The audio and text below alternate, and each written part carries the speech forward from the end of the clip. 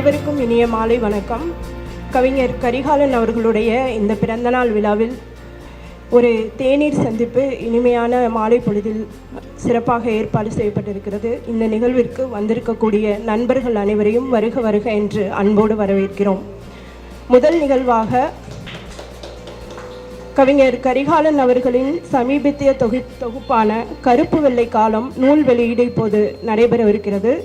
கருப்பு வெள்ளை காலம் நூலை வெளியிட இயக்குனர் வசந்தபாலன் அவர்களை அன்போடு அழைக்கிறேன். கருப்பு வெள்ளை காலம் நூலை பெற்றுக்கொள்ள இயக்குனர் நந்தா பெரியசாமி மற்றும் ஐடிகே நிறுவனத்தின் உரிமையாளர் மாணிக்கம் ஜோசப் அவர்களை அன்போடு மேடைக்கு அழைக்கிறேன்.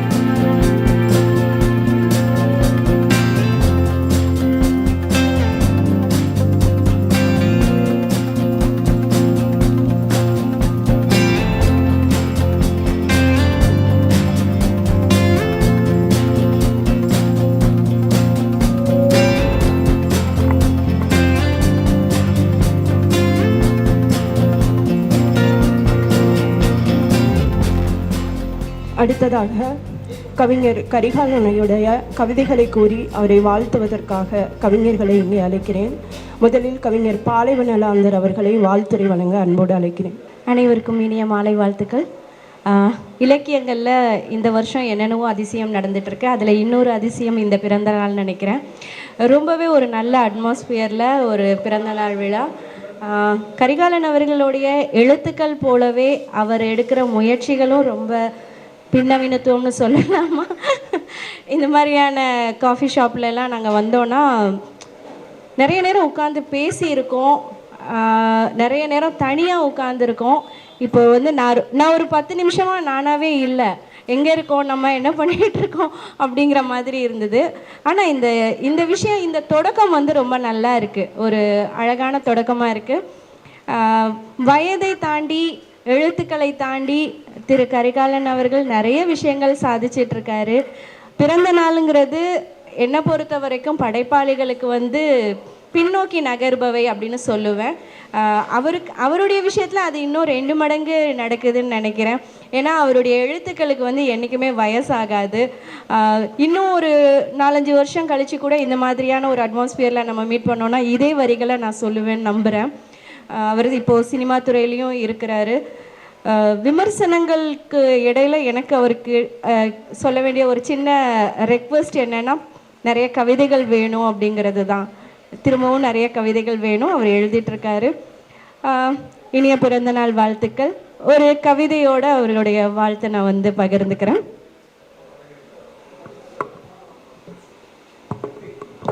எக்ஸிட் இந்த தொகுப்பு வந்து ஏஐனால் நிறைய உருவாக்கப்பட்டிருக்கு. ஏஐயே வந்து நம்மளுடைய நிஜத்தை மறக்க வைக்கிற மாதிரியான ஒரு விஷயந்தான். அதில் இந்த கரிகாலனை பார்க்கும்போது இன்னுமே ரொம்ப அழகாக இருக்குது. ஒரு செல் அப்படிங்கிற ஒரு கவிதை. கரிகாலன் அவனது ஒரு செல்லை குறுக்குவாட்டத்தில் அறிந்தான், அதை நுண்ணோக்கியில் அவதானித்தான். Mitochondria Golgi, endoplasm, ribosome, lysosome, centrosome, chromatin, nucleus இருந்தன. ஆனால் ராபர்ட் பிரவுன் பார்க்காத ஒன்றை அவன் கண்டான், அது அஞ்சலை. அதுதான் கரிகாலன் நினைக்கிறேன். இனிய பிறந்த நாள் வாழ்த்துக்கள் சார். நன்றி. கவிஞர் பாலைவனலாந்தர் அவர்களுக்கு மனமார்ந்த நன்றி. அடுத்ததாக மருத்துவர் பிருந்தா இளங்கோவன் அவர்களை வாழ்த்துரை வழங்க அன்போடு அழைக்கிறேன். அனைவருக்கும் வணக்கம். நண்பர் கரிகாலன் அவர்களை வந்து எனக்கு முகநூல் மூலமாக தான் அவரோட நட்பு வட்டத்துக்குள்ளே நான் வந்திருக்கேன். ஆக்சுவலாக கொஞ்சம் வருஷம் முன்னாடி ஒரு கவிதையை நான் என்னோடய ஃபேஸ்புக்கில் போஸ்ட் பண்ணியிருக்கப்போ நிறைய பேர் நல்லா இருக்குது, அருமையாக இருக்குது அப்படியெல்லாம் போட்டிருந்தாங்க. இவங்க வந்து ஆஹா அப்படின்னு போட்டிருந்தாங்க. ஸோ எனக்கு அந்த கமெண்ட்டை பார்த்துட்டு தான் அவங்களோட பேஜ் போய் நான் ஃப்ரெண்ட் ரிக்வெஸ்ட் அனுப்பிச்சேன். அதுக்கப்புறம் அப்போ இருந்து இப்போ வரைக்கும் நான் எழுதுகிற கவிதைகள் எல்லாமே வந்து எப்போயுமே வந்து இன்னும் என்னை உற்சாகப்படுத்திகிட்டு இருப்பாங்க. என்னோடய கவிதை தொகுப்பு அவங்களுக்கு அனுப்பிச்சி வச்சப்போ அவங்க வந்து அதை பற்றி குமுதம் தீரா நதியில் வந்து ஒரு நல்ல நூல் மதிப்புரை அருமையாக எழுதியிருந்தாங்க. அப்புறம் இப்போது ரீசெண்டாக கூட குமுதமில் என்னோடய சிறுகதை ஒன்று வெளியாச்சு. அது வெளியான அன்றைக்கே வந்து அவங்கக்கிட்ட இருந்து மெசேஜ் வந்தது, கதை ரொம்ப நல்லா இருக்குது, நீங்கள் இன்னும் ஒரு சிறுகதை தொகுப்பு எழுதுகிற அளவுக்கு நீங்கள் தயார் பண்ணுங்கன்னு சொன்னாங்க. ஸோ ஃப்ரெஷ்ஷாக நான் வந்து ரொம்ப ஃப்ரெஷர் தான் இந்த இலக்கிய ஃபீல்டுக்குள்ளேயே. ஸோ புதுசாக எழுத வர்றவங்களை இவ்வளோ உற்சாகப்படுத்துகிற ரொம்ப ஒரு நல்ல மனசு அவங்களுக்கு இருக்குது. ஒரு மிகச்சிறந்த நண்பர் வந்து எங்களுக்கு கிடைச்சிருக்காங்க, எனக்கும் என் ஹஸ்பண்டுக்கும்.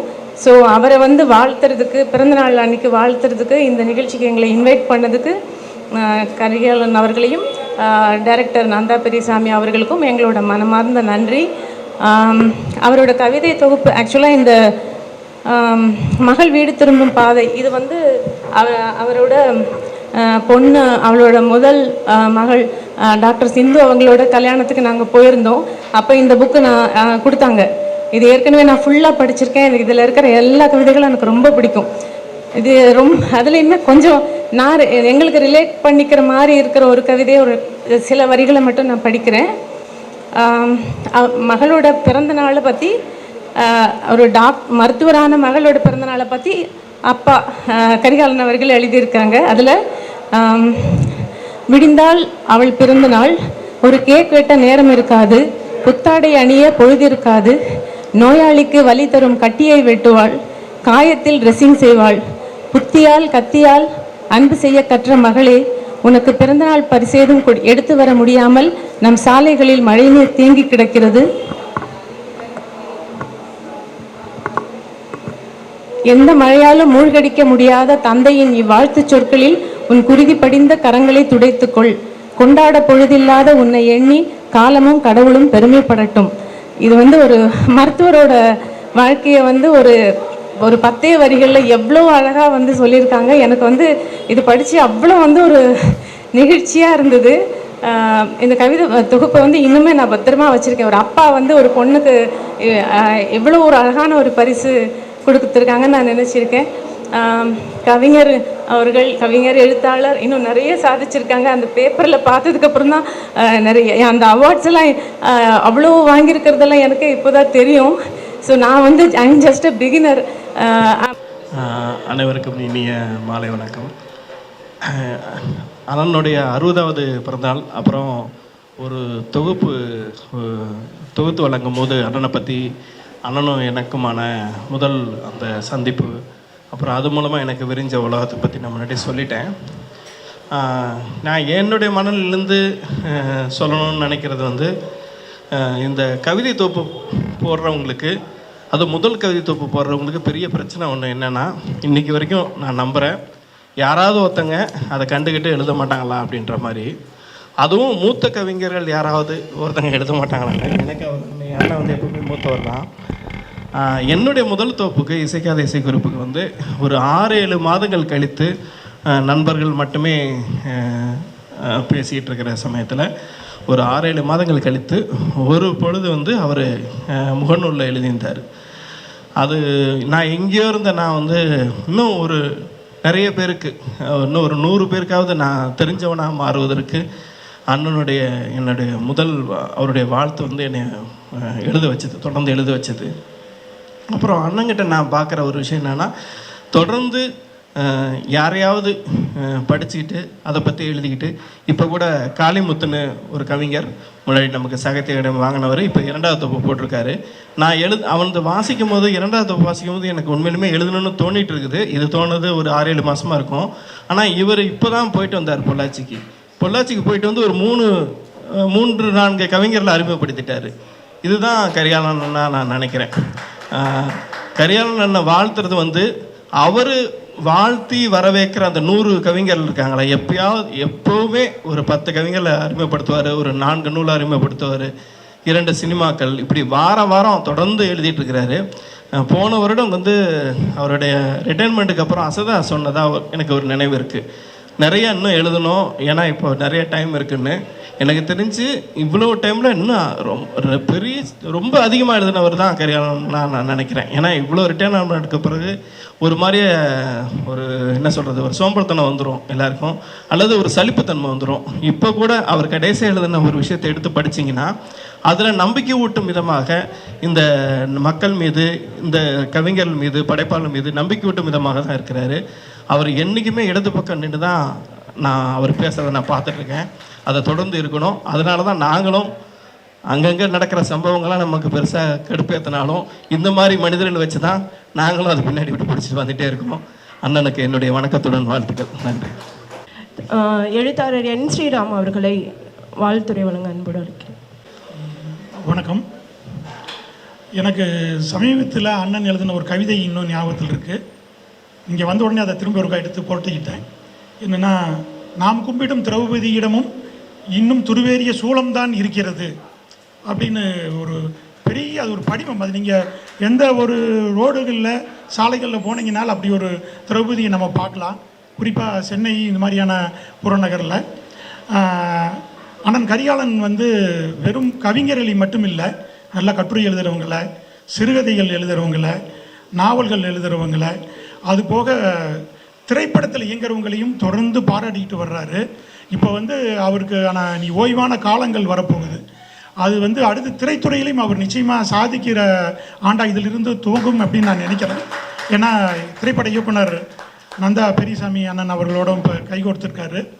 இது மிகப்பெரிய ஒரு வெற்றி படங்களை தொடர்ந்து இயங்கி சாதிக்கணும் அப்படின்னு வாழ்த்தி, இது மாதிரியான ஒரு வாய்ப்பு எனக்கும் வழங்கிய அண்ணன் கரிகாலன் அவர்களுக்கு மிக்க நன்றி. இனிய பிறந்தநாள் நல்வாழ்த்துக்கள். பல்லாண்டு வாழ்க வளமுடன். நன்றி தோழர். அடுத்ததாக கவிஞர் கவிதைக்காரன் இளங்கோ அவர்களை வாழ்த்துறை வழங்க இருக்கிறேன். அனைவருக்கும் மாலை வணக்கம்.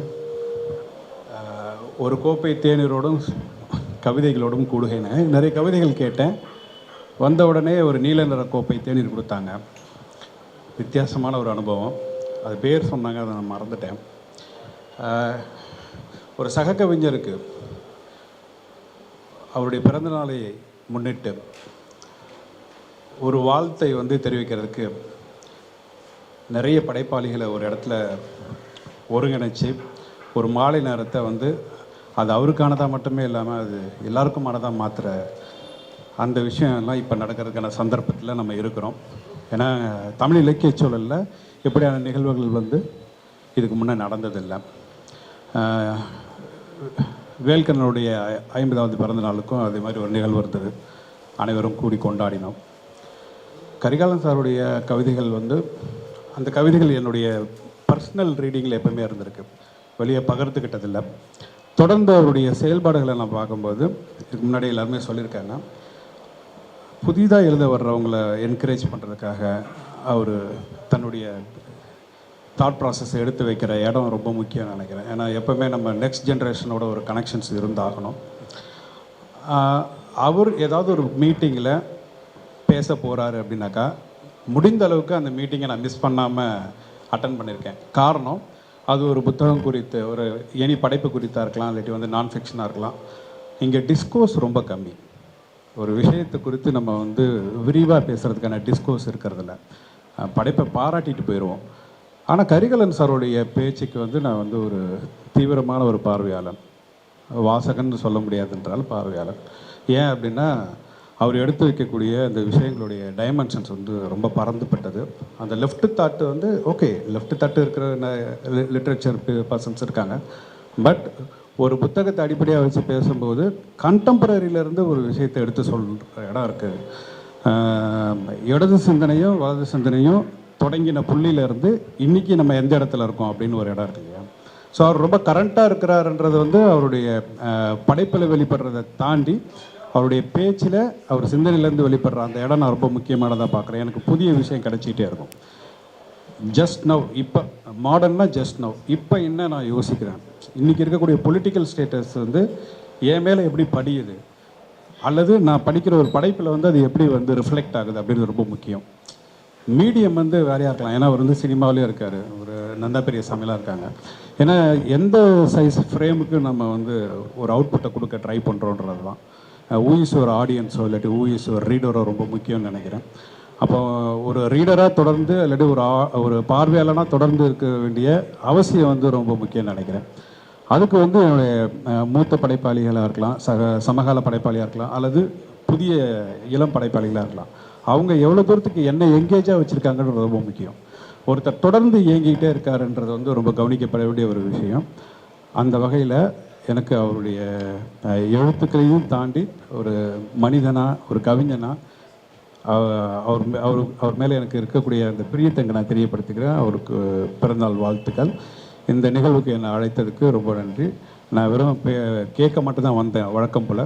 பட் சரி, நானும் ஒரு சில வார்த்தைகள் சொல்கிற சந்தர்ப்பத்தை ஏற்படுத்தி கொடுத்ததுக்கு நண்பர்களுக்கு இதை ஏற்படுத்தினாங்க நன்றி. நன்றி. அடுத்ததாக சமீபத்தில் பாலு புரஸ்கார் விருது பெற்ற நண்பர் விஷ்ணுபுரம் சரவணன் அவர்களை வாழ்த்துரை வழங்க அனுப்புகிறார். சென்ற வருடம் வந்து அண்ணனுடைய புத்தகங்கள் வெளியிட்டு ஒரு நிகழ்ச்சியாக கொண்டாடினோம். இப்போ வந்து வேறொரு சூழலில் கொண்டாடுறோம். நம்ம கொண்டாடுவதற்கான காரணங்களை பெருக்கிக்கொண்டே போகிறது தான் நம்ம இப்போ இருக்கிற நெருக்கடியான உலகத்தில் வந்து மிக முக்கியமானதாக இருக்குது. ஏன்னா மனிதரோட இயல்பான குணங்களே இப்போ சிறப்பு குணங்களாக மாறிடுச்சு. ஒருத்தங்க நல்லா இருக்குன்னு வாழ்த்தினாலே அவர் எப்போதும் வாழ்த்திட்டே இருப்பார்ப்பா நல்ல மனுஷன் அப்படின்னு சொல்கிறாங்க. நம்முடைய இயல்பு தானே அது, நல்லா மற்றவங்க நல்லா இருக்குன்னு நினைக்கிறதும் பாராட்டுறதுங்கிறது. அதுவும் இலக்கிய உலகத்தில் பாராட்டுங்கிறது வந்து மிக அரிதினும் அரிதாக காணப்படுகிற விலங்காக மாறிடுச்சு. அது முன்னாடி 90ஸ்லேருந்து அது ஒரு விவாதங்கள் போயிட்டுருக்கும். படைப்பு குறித்த விவாதமாக இருந்தாலும் தனிப்பட்ட முறையில் அது வந்து பெருசாக பாதிப்பு ஏற்படுத்தாது. அண்ணன் கரிகாலன் வந்து அதில் கொஞ்சம் கூட வஞ்சனை இல்லாமல் புதிதாக வர்ற எல்லோரையுமே ரொம்ப வாரி அணைத்து அது பாராட்டுறதுல உச்சி முகறதுல வந்து ஒரு பெரிய ஒரு பல பேருக்கு வந்து அந்த நம்பிக்கை இருக்கு இல்லையா, அதுதான் வந்து ஒரு 90களில் குறிப்பாக 2000 வந்து எழுதுகிறவங்களுக்கு தெரியும். தமிழில் வந்து ஒரு 2-3 பத்திரிகைகள் தான் இருந்துச்சு. காலச்சோடு, கணையாழி, உயிர்மை கூட பின்னாடி தான், உயிர்மை உயிரெழுத்துனா பின்னாடி தான் வந்துச்சு. அதேமாதிரி கணையாழியும் காலச்சோடுலையும் கவிதை வந்துடாதான்னு சொல்லி தமிழ்நாட்டில் எழுதிட்டு இருக்கிற ஒரு 300 கவிஞர்கள் இருந்தாங்கன்னா 300 பேர் அனுப்பிச்சிட்டு இருப்பாங்க. அதில் வந்துட்டாலே ஒரு பெரிய இதாக இருக்கும். அப்படி பார்க்கும்போது அப்படி ஏதோ ஒரு இடத்துல தன் கவிதைகள் குறித்து யாராவது ஒருத்தங்க பேசுவாங்களா, அதுவும் ஒரு கவிஞராக வந்து அடையாளப்பட்ட ஒரு நபர் வந்து பேசும்போது ரொம்ப பெரிய ஒரு மகிழ்ச்சியை கொடுக்குற இடமா அது மாறும். அது அண்ணன் கரிகாலன் வந்து புதிதாக யார் எழுது வந்தாலும் சரி, அவங்கள்ட்டேருந்து ஒரே ஒரு நல்ல கவிதை இருந்தாலும் சரி, அதை ரொம்ப கொண்டாடி தீர்க்கிற மாதிரியான ஒரு மனநிலை கொண்டவர். என்னுடைய தொகுப்புக்கு நான் ஒரு கவிதை தொகுப்பு எழுதியிருக்கேன். அது ரொம்ப ரகசியமான பிரதி மாதிரி இது இருக்குது. ரொம்ப வெகு சில நண்பர்கள் தான் அதை வாசிச்சிருக்காங்க. அதுக்கு வந்து நான் ஒரு முன்னுரை கேட்டப்போ, நான் அப்போ கும்பகோணத்தில் இருந்தேன். நான் ஒரு புதன்கிழமை அவர்கிட்ட கேட்டு ஒரு குரியரில் அனுப்பியிருந்தேன்னா எனக்கு வெள்ளிக்கிழமை வந்துருச்சு. வியாழக்கிழமை படித்து உடனே அவர் எழுதி எனக்கு அன்னைக்கே குரியர் அனுப்பி வெள்ளிக்கிழமை எனக்கு வந்து கிடச்சிச்சு. அதில் வந்து இசை இளங்கோலாம் வந்து அப்போ புத்தகமே போடலை. இது வரைக்கும் புத்தகம் போடாத கவிஞர்கள் அவங்களாம். அப்போ அவங்களோட கவிதைகளும் இதழ்களில் வந்த கவிதையெல்லாம் எடுத்து மேற்கோள் காட்டி அந்த வரிசையில் வந்து இப்போ புதுசாக ஒரு செட்டு சேர்றாங்க அப்படின்னு சொல்லி சொன்னது வந்து இசைக்கெலாம் ரொம்ப பெரிய சந்தோஷமாக இருந்துச்சு. நிஜமாவாடா, நான் ஒரு ஃபோன் பண்ணி தான் சொன்னேன், இப்படி முன்னுரையில் வந்து கரிகாலன் எழுதியிருக்காரா அப்படின்னா அவர் ரொம்ப சந்தோஷப்பட்டான். 90களில் வந்து நிறப்பிரிகை வந்து ரொம்ப அவங்களுடைய கருத்தியல் சார்ந்த இதில் வந்து ரொம்ப தாக்கம் செலுத்தின படைப்பாளிகள்கிட்ட வந்து ஒரு பெரிய இது இருந்துச்சு. எல்லா படைப்பாளிகள்கிட்டும் ஒரு அரசியல் ஓர்மை இருந்துகிட்டே இருந்துச்சு. அது சரியோ தோறோ, இடதோ வலதோ, யாரும் மையமாக நிற்காமல் ஏதோ ஒரு பக்கம் தன்னுடைய விஷயங்களை பேச ஆரம்பித்தாங்க.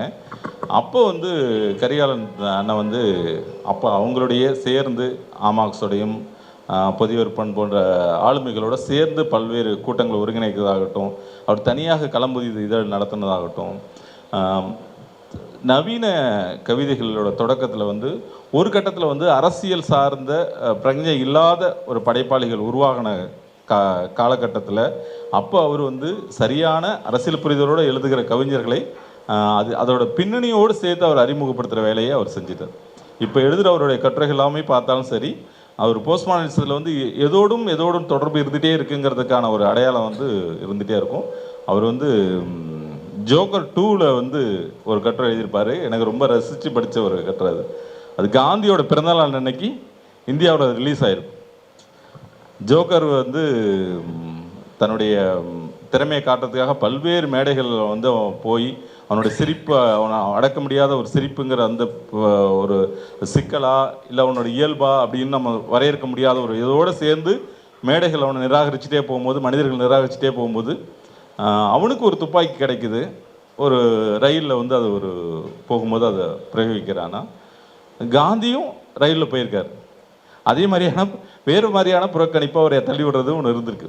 அந்த கட்டுரையிலேருந்து நம்ம தாண்டி போயிட்டே யோசிக்கிற மாதிரி இருக்குது. ஒருவேளை அப்படி காந்தியை தள்ளிவிடும் போது காந்தி கையில் ஒரு துப்பாக்கி இருந்தால் என்ன ஆயிருக்கும் அப்படிங்கிற ஒரு ஒன்றுலேருந்து ஒன்று ஜம்ப் பண்ணி இத்தனைக்கும் பார்த்தீங்கன்னா அது அக்டோபர் 2 அன்னைக்கு இந்தியாவோட ரிலீஸ் ஆகிருக்கு. அப்போ இதுக்கு ரெண்டுக்கு என்ன தொடர்பு இருக்குன்னு சொல்லி அதுக்குள்ளார பெரிய ஒரு பிக்சர் நமக்கு ஒரு கிரியேட் பண்ணுறது இருக்கு இல்லையா.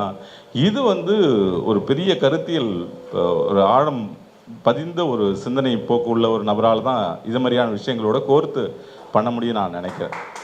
அது வந்து ரொம்ப இப்போ சமீபமாக அது ரொம்ப குறைஞ்சிட்டே வர ஒரு தன்மையாக இருக்குது. அது நிறைய பேர் வந்து எழுத்தில் ரொம்ப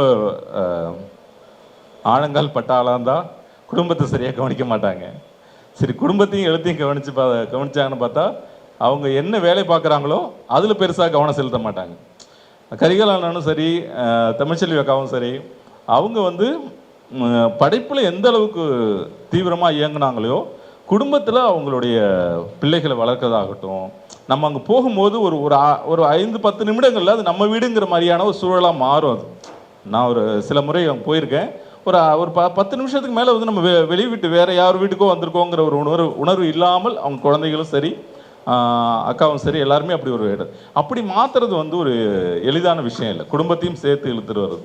அதுக்கப்புறம் அவங்க பள்ளிகளில் அவங்க செய்கிறது, மாணவர்கள்ட்ட பேசுகிறது, மாணவர்கள்ட்டேருந்து நான் வேலை பார்த்த நிறுவனங்களோட மாணவர்களோட தொடர்புள்ள நிறுவனங்களாக இருக்கும்போது அதுக்கான படைப்புகளை எனக்கு அனுப்பும்போது அவங்கள்ட்ட ஒரு கிரியேட்டிவிட்டியோட அந்த விஷயங்களை பேசுகிறதுங்கிறது இப்படி 3 இடத்துலையும் வந்து சரியாக இயங்குகிற ஆட்கள் மிக மிக குறைவான ஒரு ஆட்கள். அப்படி வந்து எனக்கு வந்து அவங்க மேலே ஒரு பெரிய வியப்பாக இருக்கும். இப்படி எல்லா இடத்துலையும் நான் சில இடங்களில் சறுக்கி போகிற ஆள், அது பார்க்கும்போது என்னடா இது எப்படி இது செய்ய முடியுது அப்படிங்கிற ஒரு பெரிய வியப்பும் ஆச்சரியமும் எனக்கு வந்துகிட்டே இருக்கும். அவர் வந்து சினிமா குறித்து எழுதினாலும் சரி, நாவல் எழுதினாலும் சரி, என்ன எழுதினாலும் எங்களுக்கு வந்து கவிஞர் கரிகாலன் தான். அதுதான் அவருடைய வேறு. அது நமக்கு சுவையான இரவு உணவு காத்திருக்கும் போது குறுக்கு ரொம்ப பேசக்கூடாது. 2 கவிதைகள் மட்டும் வாசிக்கிறேன். அவரோட கவிதைகள் மட்டும் எனக்கு ரொம்ப பிடிச்ச ஒரு கவிதைகள். டயானா மரணமும் கிளின்டனின் காதல் லீலைகளும் பஞ்சாயத்து தொலைக்காட்சியில் பார்த்த பின் விவாதமாயிற்று டீக்கடை பெஞ்சுகளில். முதிர்ந்த கரும்பு காய்ந்து கருக ஆலை திறக்குமோ நிலுவை கிடைக்குமோ இருசூழ் மர்மமாயிற்று. கழிப்பறைக்கு வழியற்று ஒழுங்கிகளில் புதர் தேடும் பெண்கள். பிரியங்கா அப்படியே பாட்டி ஜாடை துணி மழித்து உட்கார்ந்தபடி பேசிக்கொண்டார்கள். வீட்டுக்கு ஒரு தொலைக்காட்சி பெட்டி லட்சியமான போது மருங்கூருக்குள் வந்துவிட்டது உலகம். உலகத்துக்கு தான் கவலை இல்லை மருங்கூர் பற்றி அப்படின்னு ஒரு இது இருக்கும். இது கொஞ்சம் பிரியங்கா சோப்ராலாம் உலகழியாக ஆன காலகட்டத்தில் எழுதின கவிதைன்னு நினைக்கிறேன். இன்னொரு கவிதை எனக்கு ரொம்ப ரொம்ப ரொம்ப பிடிச்ச ஒரு கவிதை வந்து, எனக்கு தலைப்பு வந்து எனக்கு பெருசாக இதாகலை, ஆனால் கவிதை எனக்கு ரொம்ப பிடிக்கும். பள்ளிக்கூடம் போக அவசியமற்ற பூனை மீது பொறாமை. பள்ளிக்கூடம் போக அவசியமற்ற பூனை மீது பொறாமை சிறுவன் கார்கிக்கு. ஒரு நாள் ஒப்பந்தமாக பூனை வால் அவனுக்கும் புத்தகப்பை பூனைக்கும் மாறியது. சீருடை அணிந்து பூனை பள்ளிக்கு போக நாள் முழுவதும் கொய்யாமரத்தில் ஏறி தாவினான். சன்னல் கிராதிகளை பற்றி வீட்டை குறுக்குவாட்டில் சுற்றினான். கரப்பான் பூச்சிகளையும் எலிக்குட்டிகளையும் துரத்தி திரிந்தான். கடிகாரத்தில் பள்ளி முடியும் நேரத்தை பார்த்த பூனை கார்கி விசனம் கொண்டான். கார்கியாய் திரும்புவதற்கு விருப்பமற்று நான் தான் பூனை என்று வீட்டை துறந்து வெளியேறினான். பள்ளிக்கூடத்திலிருந்து திரும்பிய பூனை கார்கியை காணாமல் திடுக்கிட்டது. பின் அழுது கொண்டே ஹோம்ஒர்க் செய்யவும் ஆரம்பித்தது. இது ரொம்ப இதே புரட்டி போகிற மாதிரியான ஒரு பள்ளி சார்ந்த விஷயங்கள் இருக்குது. எஸ் ராமகிருஷ்ணனோட ஒரு கதை ஒன்று இருக்கும். ஒரு சின்ன ஒரு 3 வயசில் ஒரு பொண்ணு இருப்பா, நிவின்னு பேர். அவள் வந்து வீட்டுக்குள்ளாரியே எப்போதும் இருப்பா. அவங்க அப்பா அம்மா வேலைக்கு போயிடுவாங்க. வீட்டில் ஒரு பாட்டி மட்டும்தான் இருக்கும். வீட்டில் ஒரு சின்ன ஒரு மாடி இருக்கும். மாடியில் நிறைய புத்தகங்கள் இருக்கும். அது எப்போ பார்த்தாலும் அவளை வந்து பாட்டியோட விளையாடுறது, பாட்டியை தன்னை தேட வைக்கிறதா தன்னை ஒரு விளையாட்டாக மாற்றிப்பா அந்த நிவி. அப்படியே மெதுவாக படியில் ஏறி போய் அந்த புத்தக அறையில் போய் ஒளிஞ்சுப்பா. பாட்டி கீழே தேடிகிட்டே இருப்பாங்க, அவங்களால மேலே ஏறி வர முடியாது. ஒரு புத்தகத்தை திறப்பா. ஒரு புத்தகத்தை திறக்கும் போது அதில் இருக்கிற யானை வந்து வெளில வந்துடும். இன்னொரு பக்கம் திறப்பா, அதில் இருக்கிற நரி வெளில வந்துடும். இன்னொரு பக்கம் அப்படியே திரும்ப பச்சை கிளிகளும் காடுகளும் அப்படியே அந்த அரை முழுக்க நிறைஞ்சிரும். அவள் அன்னைக்கு முழுக்க விளாண்டுக்கிட்டே இருப்பாள். மாலை நேரத்தில் எல்லாத்தையும் மூடி வச்சுட்டு கீழே இறங்கி வருவாள். அவங்க அப்பா அம்மா வந்துடுவாங்க. அன்றைக்கு நாள் போயிடும். இப்படியே தினமும் நடக்கும். பாட்டியால் கண்டுபிடிக்கவே முடியாது அந்த பொண்ணு தான் எப்படி போகிறா, எங்கே போய் ஒளிஞ்சிக்கிறான்னு கண்டுபிடிக்கவே முடியாது. ஒரு நாள் இப்படியே போயிட்டு இருக்கும்போது ஒரு நாள் அவளுக்கு வயது 3 முடிஞ்சிச்சு. பள்ளியில் சேர்க்கலான்னு சொல்லிட்டு முடியும். பள்ளியில் சேர்த்துருவாங்க. சேர்த்த பிறகு திரும்ப அவள் அவசர அவசரமாக பள்ளியிலேருந்து ஓடி வருவாள். அவளுடைய நண்பர்கள் மாடியில் காத்திருக்காங்க, கரடியும் யானையும் புலிகளும் காத்துட்ருக்காங்கன்னு சொல்லிட்டு அவசர அவசரமாக மாடிப்பள்ளியில் ஏறி போய் அந்த புத்தகத்தை இப்போ திருப்புவா. அதில் படமாக இருக்கிற யானை படமாகவே இருக்கும், ஓவியமாக இருக்கிற நரி ஓவியமாகவே இருக்கும். யாரும் வெளில வராது. அப்படியே கீழே பாடிட்டு சண்டை போடுவா. நீ தான் ஏதோ ஒன்று பண்ணி இந்த புத்தகத்தில் இருக்கிற விலங்குகள்லாம், புத்தகத்தில் இருக்கிற எதையுமே வெளில வரவிடாமல் பண்ணிட்ட அப்படின்னு சொல்லி பாட்டியோட சண்டை போகிறதா சின்னோண்டு கதை இருக்கும். நீ கதை அதோட ஒரு ஃபேண்டஸியாக அதோட முடிஞ்சிடும். ஆனால் அவ்வளோ சுதந்திரமாக இருக்கிற குழந்தைகளோட மனநிலையை பள்ளிங்கிற ஒரு இது எப்படி ஒரு பண்ணுது அப்படி. யூமாவாசிக்கும் கவிதை இதை ஒட்டி லொல் மாதிரி இருக்கிற ஒரு பூனை வரைஞ்சி கொடு அப்படின்னு சொல்லி ஒரு கவிதை வரும். இப்படி அதையோடு சேர்த்து இந்த கவிதை இந்த கவிதை இன்னும் 2-3 விஷயங்களை கதைகளை எனக்கு நினைவூட்டிகிட்டே இருக்குது. ஒன்றாக நினைவூட்டிகிட்டே இருக்கிற விஷயம் நம்மோடு தொடர்ச்சியாக கரிகாலன் அரசியல் பிரஞ்சையோடு உரையாடுகிற ஒரு படைப்பாளியாக நம்மோடு இருப்பதும் நமக்கு தொடர்ச்சியாக ஊக்கமளிப்பதும் பெரிய மகிழ்ச்சி அளிக்குது. இந்த பிறந்த நாளில் என்னுடைய அன்பையும் வாழ்த்துக்களையும் தெரிவிச்சுக்கிறேன். பட் என்னையும் இன்வைட் பண்ணி இந்த நிகழ்ச்சியில் கலந்துக்கிறதுக்கு வாய்ப்பு கொடுத்ததுக்கு என்னோட மனமார்ந்த நன்றி. அவர்கள் இன்னும் நிறைய சாதிக்கணும், நிறைய எல்லா நலமும் பெற்று வாழ என் கணவருடைய மனமார்ந்த வாழ்த்துக்கள். நீடோழி வாழ்க. நன்றி கவிஞர் பிருந்தா இளங்கோவன் அவர்களுக்கு. மகள் வீடு திரும்பும் பாதை மகள்களுக்கு மட்டும் இல்லை, வேரல் புக்ஸோட முதல் நூல் அது. நான் வேரல் புக்ஸ் ஏதோ ஒரு குருட்டு நம்பிக்கையில் தொடங்கினோன்னே கரிகாலன் நாட்டை போய் கேட்டேன், உங்கள் தொகுப்பு ஒன்று கொடுங்கன்னா. அவர் எங்கேயோ இருந்தார். அவரை வேரலுக்கு ஒரு தொகுப்பு கொடுக்கணுங்கிறதே இல்லை அவருக்கு. ஆனால் அதை ஒரு நம்பிக்கையில் கொடுத்ததான் முதல் தொகுப்பு. இன்றைக்கி 220 தொகுப்புகளோட வேரல் வந்திருக்குன்னா அதுக்கு முழுக்க காரணம் கரிகாலனா மட்டும்தான். அவங்களுக்கு நான் இந்த நேரத்தில் என்னோட நன்றியை சொல்லிக்கிறேன். அடுத்ததாக கவிஞர் ஆதிரை அவர்களை வாழ்த்துரை வழங்க அழைக்கிறேன். அனைவருக்கும் இனிய மாலை வணக்கம். மதிப்புக்குரிய தமிழகத்தின் ஆகச்சிறந்த கவிஞராக இருந்து கொண்டிருக்கக்கூடிய அருமை அண்ணன் கரிகாலன் அவர்களுடைய இந்த பிறந்தநாள் நிகழ்வையொட்டி நாம் எல்லோரும் கூடியிருக்கிறோம். எல்லோரும் வாழ்த்து கொண்டிருக்கிறீர்கள். நானும் அண்ணனை மிக மகிழ்வோடும் உளமாற வாழ்த்துகிறேன். கூடுதலாக எனது வாழ்த்திற்கு ஒரு பெருமிதத்தோடு கூட நான் அதை சொல்லிக்கொள்ள விரும்புகிறேன். அண்ணனின் மண்ணை சேர்ந்தவன் என்கிற பெருமை என்னை வாழ்த்துவதற்கு இந்த ஒரு வாய்ப்பையும் கொடுத்திருக்கிறார் எனும்பொழுது இளைய படைப்பாளிகளையும் ஊக்குவித்து தொடர்ந்து அவர்களை வளர்த்தெடுக்கின்ற ஒரு தாயுள்ளம் கொண்ட தாயுமானவனாக இருந்து கொண்டிருக்கக்கூடிய அருமை அண்ணன் அவர்களுக்கு மீண்டும் ஒரு முறையாக என்னுடைய பிறந்தநாள் வாழ்த்துக்களையும் உங்கள் எல்லோரின் சார்பிலும் தெரிவித்துக் கொள்கிறேன். கிரிஞ்ச்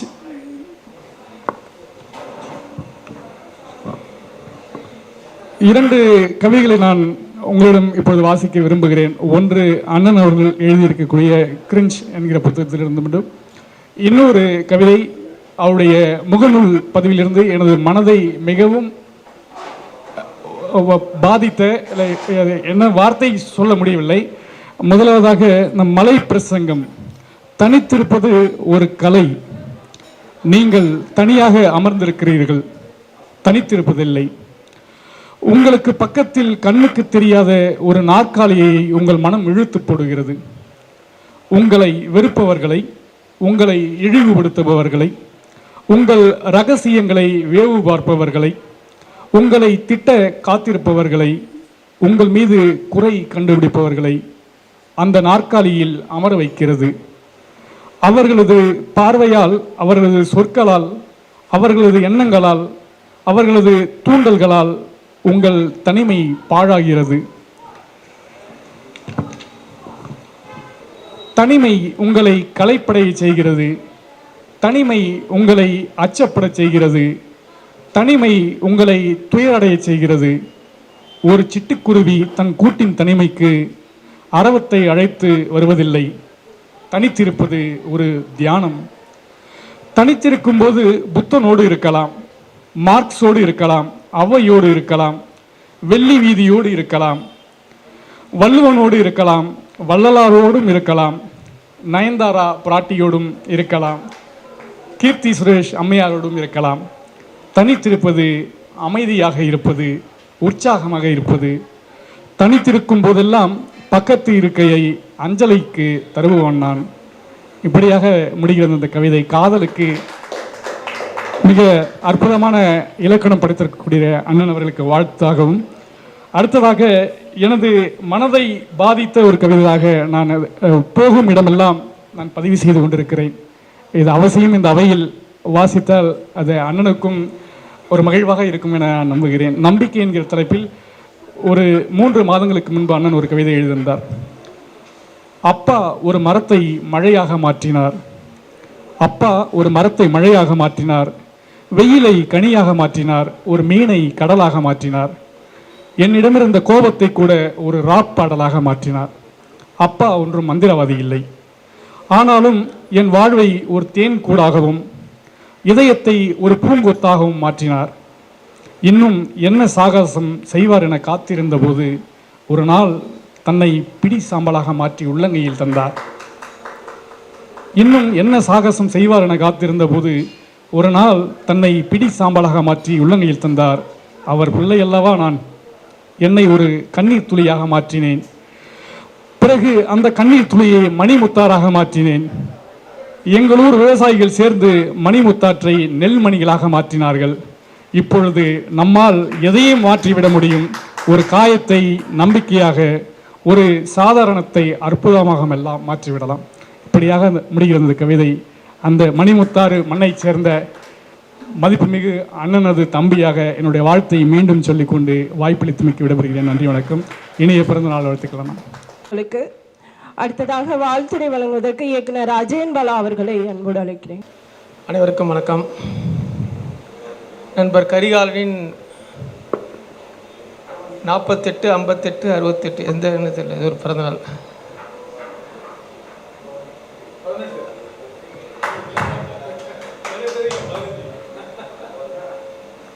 பதினெட்டாக இருக்க ஆசைப்படுறேன். அவருடைய இந்த ஒரு கவிஞனுக்கு இப்படி ஒரு அழகான பிறந்தநாள் வந்து சென்னைக்கு வந்து இத்தனை வருஷத்தில் இப்போ தான் மறுபடியும் நான் பார்க்குறேன்.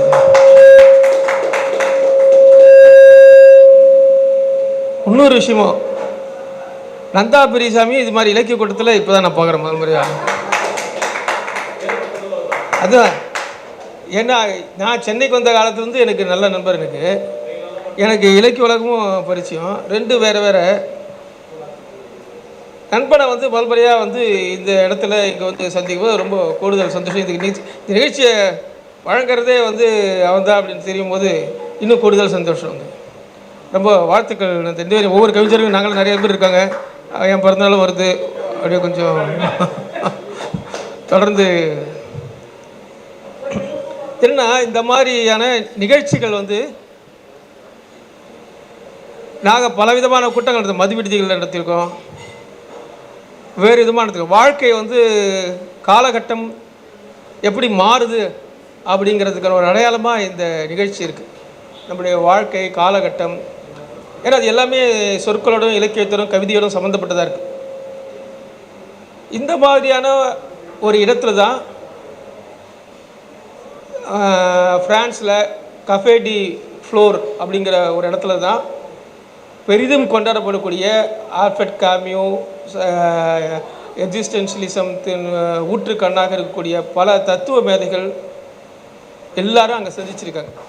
அங்கேருந்து தான் இந்த மாதிரி கஃபேக்களில் உரையாடி தான் அவங்க வந்து அந்த உலகின் தலை சிறந்த அந்த எக்ஸிஸ்டென்ஷியலிசம் தத்துவம், அப்புறம் வந்து சர்ரியலிசம் போன்ற கோட்பாட்டுகள் உருவாவதற்கு காரணமாக 1930-40களில் மிகப்பெரிய இயங்குறது இயக்கமாக இருந்தது இந்த மாதிரி கஃபேக்கள் தான்.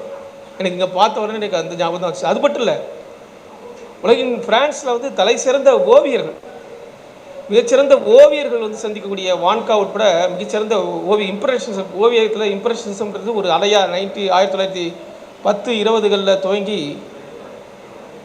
ஒரு பெரிய அலையாக உருவாகும்போது அதில் செசான், அப்புறம் வந்து அந்த மாதிரி ஒரு இது பிக்காசோ ஏன் அழுகிறார் அப்படின்னு இந்த புத்தகத்திலேருந்து ஒரு கவிதை கொடுத்தாரு. எவ்வளோ ஒற்றுமை பாருங்கள். இந்த மாதிரி பிகாசோ வந்து மிகப்பெரிய இந்த மாதிரி சலூனில் தான் வந்து இருந்தார். அது பேர் சலூன்னு சொல்லுவாங்க சில பேர், கவிதைகளும் காஃபியும் கலக்கிற இடத்த வந்து. இந்த மாதிரி இடங்களில் தான் பிகாசோவும் நிறைய அங்கே ஓவியர்கள் ஓவியம் கவிதை இரண்டுமே சங்கமித்து உருவாகக்கூடிய இடங்கள் தான் இது மிகப்பெரிய இடமா இருந்தது. அதே மாதிரி காஃப்காவும் ஜெர்மனியில் ப்ராக்ன்ற ஒரு இடத்துல வந்து இதே மாதிரி ஒரு கஃபேல தான் வந்து அடிக்கடி அவருடைய நண்பர் மேக்ஸ் ப்ரோடோட வந்து அடிக்கடி சந்திப்பார். அவருடைய இதே மாதிரி கஃபேக்கும் இந்த மாதிரி இலக்கியத்துக்கும் கவிதைகளுக்கும் உலக இலக்கியங்களில் மிக மிக முக்கியமான இடத்துல இருக்குது. அப்படிப்பட்ட கஃபே ஒன்றுத்தில் இன்றைக்கி வந்து நம்ம நகர்ந்துருக்கோம். அப்படின்னும் போது நம்மளும் வந்து ஒரு பெரிய வருங்காலத்தில் ஒரு ஒரு மிகப்பெரிய ஒரு ஒரு மாற்றத்தை நவீன இலக்கியத்தில் உருவாக்க முடியும் அப்படின்னு எதிர்பார்க்கல. நடந்தால் நல்லாயிருக்கும். ஆனால் அதற்கு வந்து இந்த கஃபேயில் முதலாளிகள் அடித்தடிக்கெல்லாம் ஒத்துழைக்கணும், சண்டை போட மக்கள் வாக்குவாதங்கள் சண்டை போடுவாங்க, இலக்கியவாதிகள் தனித்தனி குழுவாக வருவாங்க, சிகரெட் பிடிப்பாங்க. அதுக்கெல்லாம் இதை அனுமதிச்சு இன்னும் வந்து சிறப்பாக இருக்கும். உங்களுக்கு சொந்தக்காரன் நினைக்கிறேன், திட்டக்கூடாது நம்ம போகும்போது. ஆமாம், இல்லை அதுதான் ஒரு ஃப்ரீயாக வந்து இன்னும் போயிட்ஸ் வந்து போகக்கூடிய இடமா இருந்தபோது ஓவியர்கள் அது வந்து அது மாதிரி இடம் இல்லைன்னு ரொம்ப நாள் கவலையாக இருந்துச்சு. சென்னையில் அதற்கான இடமே இல்லை. நான் பாலுமேந்திரன் உருவாக்கும் போது கூட பார்த்திங்கன்னா அதில் இது மாதிரி இல்லை, அது ஒரு கேதரிங்கான நம்மளுடைய சிந்தனைகளை பகிர்ந்துக்கிட்டு அதுதான் வந்து அடுத்த கட்டமான ஒரு படைப்பு வெளியை உருவாக்குறதுக்கான தளமாக இருக்கும். இன்றைக்கு இது சினிமா ஒரு காலத்தில் ஒரு இதுக்கு முன்னாடி தலைமுறை நல்லா இருந்ததுன்னா அங்கே நாங்கள் வந்து வசந்தபாலன் சார் வந்திருக்காரு. ஒரு படம் வழியானா ஒவ்வொரு அறைகள்லேயும் பயங்கர நண்பர்கள் கூடி பேசுவாங்க ஒரு படம் பற்றி. நந்தாக்கு தெரியும். அதுக்கு முன்னாடிலாம் ஒவ்வொரு டீ கடைகள்லேயும் வந்து அந்த படத்தை பற்றி பேசுவாங்க. அப்படி பேசி இருக்கும்போது நமக்கு தெரியாத பல கருத்துக்கள் பல விஷயங்கள் நிறைய கூடி பேசும்போது அந்த படத்தில் அந்த டைரக்டரே வச்சுருக்க மாட்டான். அப்படிப்பட்ட பல விஷயங்கள் வந்து உருவாகி தான் அந்த இயக்குநர்களுக்கு வருங்காலத்தில் படங்களை உருவாக்குறதுக்கு இடமா இருந்துச்சு. அந்த மாதிரியான சந்திப்புகள் வந்து இன்றைக்கி அரிதாயிடுச்சு. திரைப்படத்துறையிலையும் சரி, இலக்கியத்துறையில் ரொம்ப அரிதாக இருக்குது. நாங்கள் வந்து 90களில் 2000களில் வந்து அத்தனை கூட்டங்கள், அத்தனை பேர் கிட்டத்தட்ட 20 பேர் 30 பேர் உட்காந்து பேசுவோம். ஒரு இரவு முழுக்க பேசியிருக்கோம். அந்த மாதிரியான இரவுகள் வந்து இப்போ இருக்கா இல்லையான்னு தெரியல. அந்த இரவுகளில் எங்களுக்கு அது நிலாவும் இல்லை, சூரியனும் இல்லை. வருவாங்க போவாங்க, திடீர்னு யாரோ போலீஸ் ஸ்டேஷன் 4 பேர் வருவாங்க, இந்த இடத்துல யாரோ ஒருத்தர் அடிச்சுட்டு போலீஸ் ஸ்டேஷனில் பாட்டி கூட்டு போய் விட்டுருவோம், திரும்ப பேசிகிட்டு இருப்போம். இந்த மாதிரி பெரிய சந்திப்புகள், சொற்கள் வந்து அது மாதிரியான விஷயங்கள் சந்திக்கும் போது தான் அது வந்து அடுத்த தலைமுறைக்கான கவிதைகளாகவும் படைப்புகளாகவும் உருவாயிருக்கு. அந்த வகையில் இந்த மாதிரியான கஃபேல கரிகாலன் அவர்கள் வந்து இந்த விழாவை ஏற்பாடு செஞ்சது ரொம்ப சந்தோஷம். கரிகாலனே ஒரு பெரிய மைக்ரேஷன் தான். அவர் வந்து விருதாசலத்தில் இருந்து அவரை நான் பல தடவை பார்த்துருக்கேன். நானும் முத்துக்குமாரும் அவர் முதலாக பார்த்தது முத்துக்குமாரை தான் பார்த்தேன். முத்துக்குமாரன் ஒரு புத்தக வெளியீட்டு விருதாசலத்தில் வந்து ஒரு வீரமாண்டின்னு ஒரு நண்பர் கல்யாணத்துக்கு போயிருந்தேன், அவர் இயக்குனர். நானும் முத்துக்குமாரும் 99ல் இங்கேருந்து அங்கே போகிறோம். அங்கே போனப்போ அங்கே முத்துக்குமாருடைய நண்பர் ஒருத்தன் வந்து விருதாசலத்தை சேர்ந்தவன். அவன் வந்து அவனுடைய புத்தகத்துக்கு ஒரு கூட்டம் ஏற்பாடு பண்ணியிருந்தான். அந்த கூட்டத்தில் தான் வந்து முதல் முறையாக கரிகாலனை சந்தித்தேன் 99ல். கரிகாலன் அதுக்கப்புறம் தொடர்ந்து பல சந்தர்ப்பங்களில் சந்திச்சிட்டேன். இலக்கியத்தில் ஒரு நவீன இலக்கியத்தில் ஒரு தனித்த குரலாக, தனித்த இயக்கமாக இயங்கிட்டு வந்தார். அவருடைய மிக முக்கியமான பங்களிப்பை வந்து கடந்த காலங்களில் 10 வருடத்துக்கு முன்னால் தெரியும் வந்து 2 பதிப்பகங்கள் ஒரு அரசியல் இருக்கும்போது, இது இப்போ அந்த அரசியல் இல்லை, இணையம் வந்ததுக்கப்புறம். இதற்கு முன்னாடி வந்து காலச்சுவடு அல்லது உயிர்மை போன்ற தமிழ் போன்ற 3 பெரிய பதிப்பகங்கள் தான் இலக்கியத்தை ரூல் பண்ணிட்டு இருந்தது. அவர்களை எழுதாதவங்க இலக்கியவாதிகளே இல்லை அப்படிங்கிற ஒரு சூழலும் வந்தது. அப்போ உதிரிகளாக நாங்கள் சில பேர் எழுந்துட்டு இருந்தோம். ஆனால் கரிகாலன் வந்து ரொம்ப தனித்த குரலாக அவர் களம் போன்ற அமைப்பை வச்சு அவர் வந்து தனித்த அந்த மத்திய தமிழகத்தில் வந்து அவர் இயங்கிக்கிட்டு இருந்தார். அவருடைய ஒரு கட்டுரை வந்து இந்த உயிரெழுத்து துவங்கிறதுக்கு முன்னாடி அந்த கட்டுரை எனக்கு இன்னும் ஞாபகம் இருக்குது. அவருடைய படைப்பை விட அந்த படைப்பின் மீது அந்த அரசியல் சமூகத்தின் மீதான பற்று, அவர் முதல் முறையாக கதா விருது வாங்கினவர், அதை எங்கேயும் வெளிக்காட்டினதில்லை. கதா விருது வந்து மற்றவர்கள் கதா விருது வாங்கினது உடனே தெரிஞ்சிடும். வந்து 90 எந்த வருடம் கதா விருது வந்து 90 ஆமாம் ஆமாம்மா. தன்னை பெரும்பாலும் வந்து வெளிப்படுத்திக்காதவர், ஒரு உள்ளடங்கினவர். ஆனாலும் அவர் வந்து அப்போ வந்து குழுக்கள் நிறைய இருந்ததால், எந்த குழுக்களோடையும் சேராமல் இருந்ததால் அவர் பரவலாக வெளிப்படாமல் இருந்தார். அது மட்டும் இல்லாமல் ஒரு 2000க்கு அப்புறம் கவிஞர்கள், நவீன கவிஞர்கள் நிறைய வரும்போதும் அவர் தனியாக தான் இயங்கிட்டு இருந்தார். அதுக்கு பல காரணங்கள் அவர் ஏன் அது தனியாக இயங்கினார்ன்றது எனக்கு தெரியல. யாரோட சேரலை அவர். இன்றைக்கு அவர் இப்போ இருக்கிற மாதிரி அவர் அப்போ இல்லை. ஆனால் அவருக்கு நெருங்கிய நண்பர்கள் ரமேஷ் பிரேம் ஒரு சில பேர் இருந்தாங்க, அந்த பக்கத்தில் இருந்தாங்க. அவங்க கூட தான் அவர் பிறந்தார். ஆனாலும் நானும் கரிகாலனை பல கூட்டங்களில் சந்தித்து நாங்கள் பேசியிருக்கோம். அந்த எல்லா சந்தர்ப்பங்களையும் வந்து அவருடைய மிக மிக முக்கியமான படைப்புகளை தாண்டி சமூகத்தின் மீதான அவருடைய தீவிர ஈடுபாடு, குறிப்பாக சமூக அரசியல் மீதான கிட்டத்தட்ட வந்து 2 விஷயங்களில் அவர் வந்து எனக்கு அவருடைய எந்த குழுவில் இல்லைனாலும் அவர் வந்து அவருடைய இலங்கை பிரச்சனை அப்போது இலங்கை தமிழருக்கு ஆதரவாக மிக மிக காத்திரமாக கிளம்பினவர்களில் கரிகாலன் ஒருத்தர். நவீன இலக்கியம் சார்ந்து அந்த அனைத்து போராட்டங்களையும் கலந்துக்கிட்டது மட்டும் இல்லாமல், அதே மாதிரி சமூக நீதிக்கு எதிராக எந்த ஒரு சம்பவம் நடந்தாலும் முதல் முறையாக குரல் கொடுக்குறவர் கரிகாலன் தான். அவருடைய குரல் வந்து ஓங்கி வலிக்கும். எதுக்குமே வந்து அவருக்குன்னு பெரிய பின்புலமோ இதுவும் அவர் சேர்த்துக்கலனாலும் வந்து ஆனால் அது தொடர்ந்து அது வந்து அவர் நல்லா தெரிஞ்சவங்களுக்கு தான் தெரியும் அதனுடைய முக்கியத்துவம். வந்து அவருடைய ஏன்னா குத்திருக்க படைப்பாளிகள் கூட வந்து அவர் கூட இருந்த பல படைப்பாளிகள் வந்து சாதியம் சார்ந்து இயங்கும்போது அதுதான் அவரை இன்னைக்கு வரைக்கும் இங்கே கொண்டு வந்து தன்னுடைய படைப்பு நேர்மையோட அதே சமயத்தில் சமூக நேர்மையோட அவர் தன்னுடைய அந்த இடத்துலேருந்து குரல் கொடுக்குறது தான் பெரிய விஷயம். நம்ம சென்னையிலேருந்து குரல் கொடுக்குறது பெரிய விஷயம் இல்லை. அவருடைய முக்கியத்துவமே எனக்கு தெரிஞ்சு வந்து அதுதான். அவர் வந்து ஒரு படைப்பாளி அப்படிங்கிறத தாண்டி இந்த சமூகத்தை அதிகமாக நேசிக்கக்கூடிய நிறைய பேரை உருவாக்கிறார். அது மூணாவது என்கிட்ட ஃபோன் பண்ணுவார், ஒரு நாள் ஃபோன் பண்ணுவார், பாலா லக்ஷ்மி சார் ஒரு நாள் ஒரு பையன் அருமையாக எழுதுறான், அவன் வந்து உன்னை பார்க்க சொல்கிறான், அவனுக்கு எதாவது சேர்த்து விடுவேன். அப்படி தான் எனக்கு லக்ஷ்மி அறிமுகமானான். அதுக்கப்புறம் வந்து கொஞ்ச நாள் என் கூட தான் இருந்தேன். அதுக்கப்புறம் வந்து அதே மாதிரி ஒவ்வொருத்தரையும் தனக்கு தெரிந்த புதுசாக வரணும்னு நினைக்கிறேன், எழுத்தாளராக வரணும்னு நினைக்கிறேன் கூட திட்டுவேன். நீங்கள் ஒவ்வொருத்தரையும் அப்படி உருவாக்கி அனுப்பிச்சிக்கிட்டே இருக்கீங்க அப்படின்னு நான் அவரை ஒரு தடவை கடிஞ்சு பேசியிருக்கேன். அந்த மாதிரி வந்து ஆனால் எந்த விதமான சோறும் எந்த விதமான வந்து இதுவும் இல்லாமல் தொடர்ந்து புதியவர்களை உருவாக்குறதுல கரிகாலனுடைய பங்கு வகுப்பு வந்து அவர் வந்து சளைக்காமல் செயல்பட்டுருக்கார். அது வந்து மிக மிக மிக முக்கியமாக கவனப்படுத்த வேண்டியதுன்னு நினைக்கிறேன். ரெண்டாவது, அவருடைய கவிதைகளில் எனக்கு அந்த நான் சொன்ன மாதிரி அவர் அந்த அரசியல் வந்து அவர் இந்த கவிதை தொகுப்புலையும் நிறைய பார்க்க முடியுது. நான் கடந்த ஒரு 10-15 வருடங்களாக சினிமா துறையில் அதிகமாக இருக்கிறதால நான் நிறைய வாசிக்க முடியல.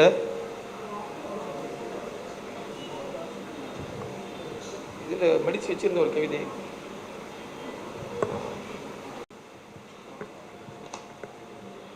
செல்லாத கடவுள் அப்படிங்கிற ஒரு கவிதையை வாசித்து நான் ஒரே பிடிச்சிக்கிறேன். என் மீது யாராவது ஒருவர் அவ்வப்போது புகாரை, அவதூறை, அவச்சொல்லை கூறியபடிதான் இருக்கிறார்கள். அப்போதெல்லாம் என் மரம் ஒடிந்து விழுந்து விடுவதில்லை, என் பறவை திகைந்து பறத்தலை மறந்து விடுவதில்லை, என் நதி தேங்கி விடுவதில்லை. என் மீது எனக்கே நிறைய புகார்கள் உண்டு. கொலை செய்ய துணியும் பகைவர்கள் இல்லாதவன் என்னையே கொலை செய்ய கத்தியை தீட்டியிருக்கிறான். கொலை செய்ய துணியும் பகைவர்கள் இல்லாதவன் என்னையே கொலை செய்ய கத்தியை தீட்டியிருக்கிறான். கத்தியை தீட்டியிருக்கிறேன். நள்ளிரவில் என் மீதே அச்சப்பட்டு ஓடியிருக்கிறேன். நள்ளிரவில் என் மீதே அச்சப்பட்டு ஓடியிருக்கிறேன். என்னை நானே திட்டியிருக்கிறேன். எனக்கு நானே செய்த துரோகம் பொறுக்காமல் குளியல் அறையில் அழுதிருக்கிறேன். நல்லவனாக வாழ வேண்டுமென படுத்தவன் ஒரே பையால் காலையை திறந்திருக்கிறேன். அன்பொரு பக்கமும், கோபம் ஒரு பக்கமும், நேயம் ஒரு பக்கமும், குரோதம் ஒரு பக்கமும், கருணை ஒரு பக்கமும், துரோகம் ஒரு பக்கமும், உண்மை ஒரு பக்கமும், பொய்யொரு பக்கமும் கொண்ட நாணயம் நான். என்னை போல என் கடவுள் இருந்திடக்கூடாதே என அவரை தூய அன்பால், நேயத்தால், கருணையால், உண்மையால் தயாரித்தேன். ஒரு பக்கம் அச்சிடப்படாத ரூபாய் நோட்டை போல செல்லாத கடவுளை சுமந்து திரிகிறேன். நன்றி, வணக்கம். வாழ்த்துக்கள். திறமைகள், பெரிய பணம் படைத்தவர்கள் இது பக்கம்லாம் நான் நிற்க மாட்டேன். ஏன்னா இது எல்லாமே நம்ம எல்லாரும் பணம் நோக்கியும் திறமையை மேம்படுத்துறது நோக்கியுமே போயிட்டு இருப்போம். அது எல்லாரும் பண்ண முடியும். நிறைய பேர் அந்த பண்பு நலனை மேம்படுத்தணுன்ற மாதிரியான நோக்கத்தில் யாரும் அதிகமாக போகிறதில்ல. நான் கரிகாலனை அதுலேருந்து வித்தியாசமாக பார்க்குறேன். அவரோட நிறைய உரையாடி இருக்கேன், அவருடைய எழுத்துக்கள் வாசிச்சிருக்கேன். அதுக்கும் இதுக்கும் பெரிய வித்தியாசமே இருக்காது. அவர் என்ன எழுதுகிறாரோ அதுபடி அவர் வாழ்ந்துட்டு இருக்கிறாரு. அவருடைய பண்பு நலன்களுக்கு தான் அவருடைய திறமையை தாண்டி நான் ரொம்ப மதிக்கிறேன். அந்த வகையில் எனக்கு அவர் ஒரு 307 நான் அவரை மரியாதை பண்ணுறேன். அவருக்கு என்னுடைய அன்பான வாழ்த்துக்கள். நன்றி. அனைவருக்கும் வணக்கம். இது ஒரு வித்தியாசமான ஒரு மீட்டிங்காக இருக்குது. ஏன்னா எப்போதுமே நம்ம வந்து ஒரு அரங்குக்குள்ளே உட்காந்துக்கிட்டு ஒரு டீயை சாப்பிட்டுட்டு அப்படியே வெளியில் போய் 4 பேர் பேசிக்கிட்டு அப்படியே முடிஞ்சிடும். இது ஒரு நம்ம மனசுக்கே ஒரு புத்துணர்வாக இருக்குது. கரிகாலன் அது மாதிரி ஒரு புத்துணர்வு மிக்க ஒரு படைப்பாளி. எப்படின்னா அவர் கவிதையில் எப்படி நவீனமாக எழுதுகிறாரோ லைஃப்பையும் அப்படி தான் நவீனமாக வச்சுருக்காரு. அவர் ஃபேஸ்புக் எழுதுகிற குறிப்புகளில் கூட அவ்வளோ ஒரு அறிவு இது இருக்கும், அந்த தேடல். அவர் பேசுகிற இப்போ ஒரு புதுசாக ஒரு இசையை அவர் கேட்டார்னா அந்த நியம் வந்து அதில் இருக்கும். நம்மளே அதை நான் பார்த்துட்டுலாம் வீடியோலாம் பார்க்க போயிடுவேன். அவரோட குறிப்பை படிச்சுட்டு யூடியூப்பில் போய் தேடி போய் பார்க்குறது, அது மாதிரி ஒரு நவீன உலகத்தை தன்னுடைய குறிப்புகளில் அறிமுகப்படுத்துகிறவராக இருக்கார். கவிதையில் எப்படி ஒரு புதிய அந்த எக்ஸிஸ்டன்சியலிசம் அது மாதிரி சரியலிசத்தை அவங்க வந்து கவிதையில் கைக்கொள்கிறாங்களோ அதே மாதிரி அவருடைய சின்ன குறிப்புகளில் கூட அது இருக்குது. அவர் வந்து எங்கள் தஞ்சை மாவட்டத்து எங்களுடைய பகுதி மாப்பிள்ளை. அவர் தமிழ்ச்செல்வி வந்து எங்களுடைய மாவட்டம். அவர் மாப்பிள்ளைக்கு வந்து இனிய பிறந்தநாள் வாழ்த்துக்கள். திரைக்கலைஞர் ரேகா அவர்களை வாழ்த்துரை வழங்க. பிறந்தநாள் வாழ்த்துக்கள். இதுக்கு மேலே என்ன பேசுறது? இவங்க பேசாதான் நான் பேசிட போகிறேன். எனக்கு யாராவது எழுதுறது ரொம்ப பிடிக்கும். எழுதி அதை வந்து படிக்கும்போது நமக்கு ஒரு யாருன்னே முகம் தெரியாமல் படிப்போம் இல்லையா? அப்படி முகம் தெரியாமல் படித்த நிறைய உங்களுடைய எழுத்துக்கள், உங்களுடைய கதைகள், கட்டுரைகள் நிறைய ரசித்தேன். அதுக்கு முதல் காரணம் வந்து ஜின்னா தான். ஏன்னா ஜின்னா நான் எப்போ வந்து ஆஃபீஸ் போனாலும் யாரோ ஒரு புத்தகத்தை கொடுத்துருவாரு, சும்மா போய் படிமான்பார்.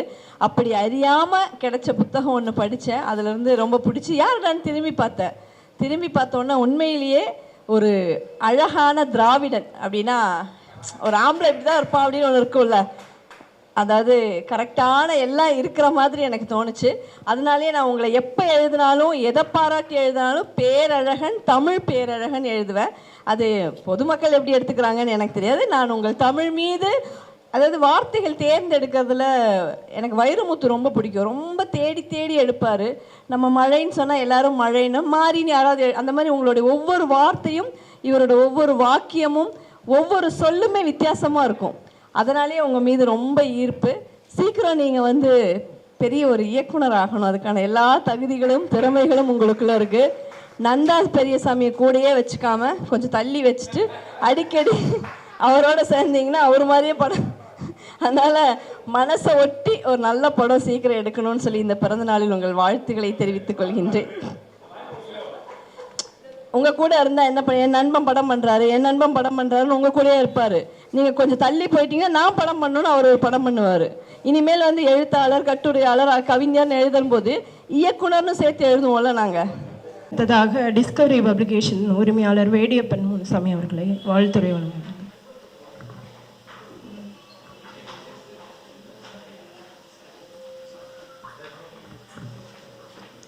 அனைவருக்கும் வணக்கம்.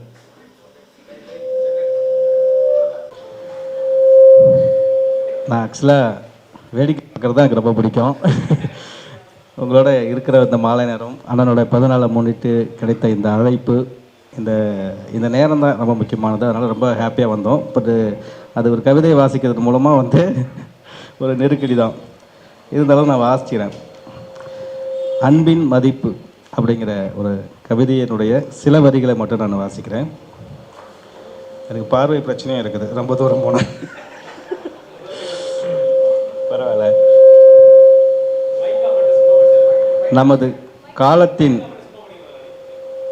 அன்பை திறந்தால் வெறுமையாக இருக்கிறது அப்படின்னு சொல்கிறார் ஒரு வரி. முதல் வரியே வந்து ஒரு பெரிய திறப்பு தான் அது. நமது காலத்தின் அன்பை திறந்தால் அது வெறுமையாக இருக்கிறது, சுவைத்தால் கசக்கிறது, முகர்ந்தால் புளிப்பு வாடை, விழுங்கினால் வாந்தி வருகிறது.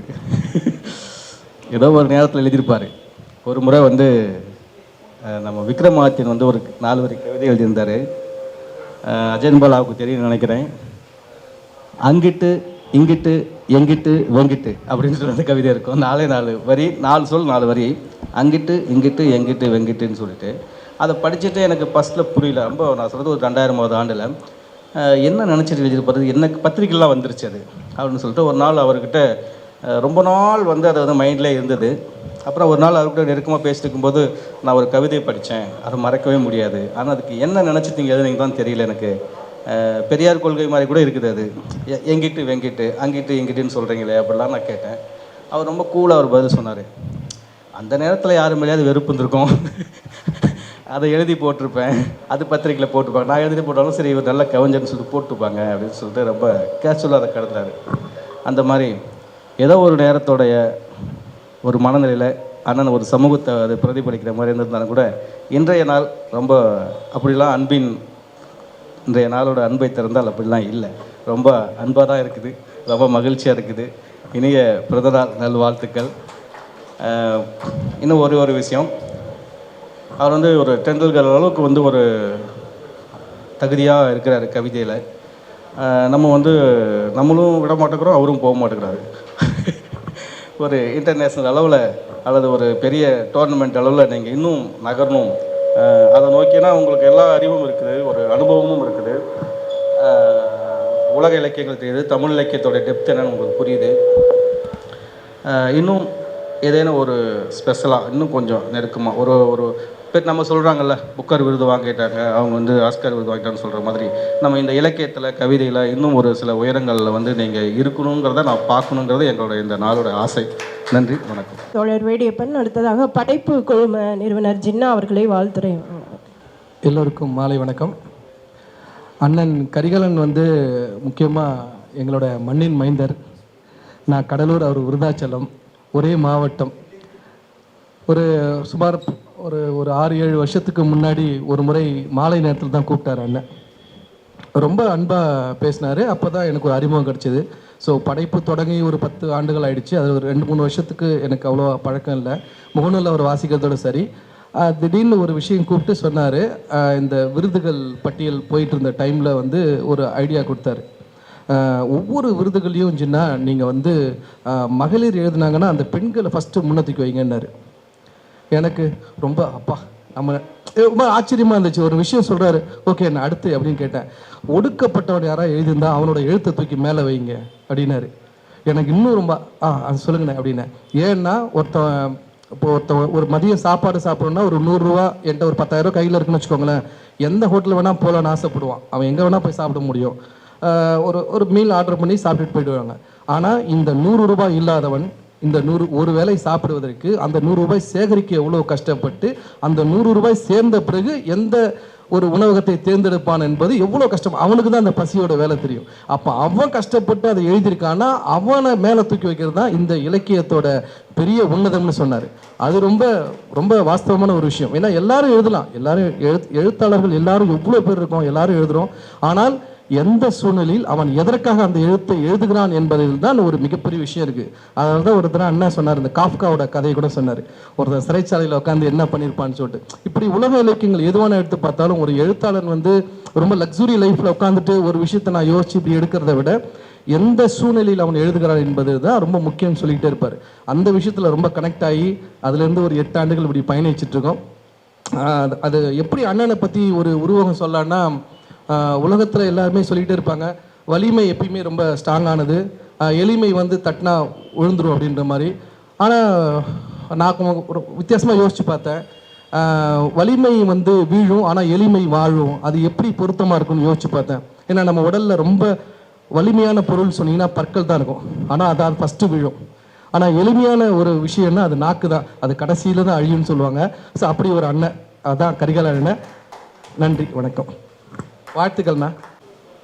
இந்த நிகழ்ச்சியை மிக சிறப்பாக ஒருங்கிணைந்து கொண்டிருக்கின்ற நந்தா பெரியசாமி அவர்களுக்கு ஜின்னா அவர்கள் நூல்களை அன்பளிப்பாக வழங்குகிறார்.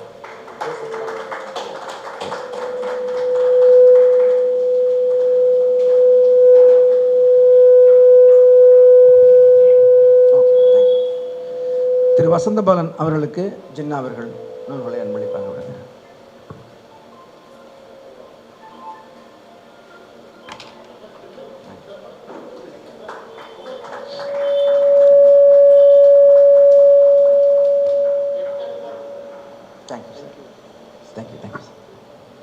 ஐடிகே நிறுவனர் திரு ஜோசப் மாணிக்கம் அவர்களுக்கு ஜின்னா அவர்கள் நூல்களை அன்பளிப்பார்.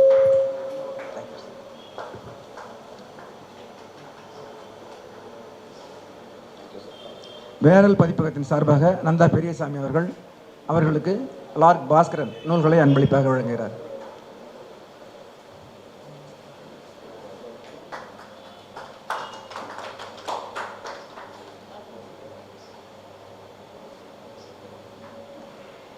திரு வசந்தபாலன் அவர்களுக்கு வேரல் பதிப்பகம் சார்பாக லார்ட் பாஸ்கரன் நூல்களை அன்பளிப்பாக வழங்குகிறார்.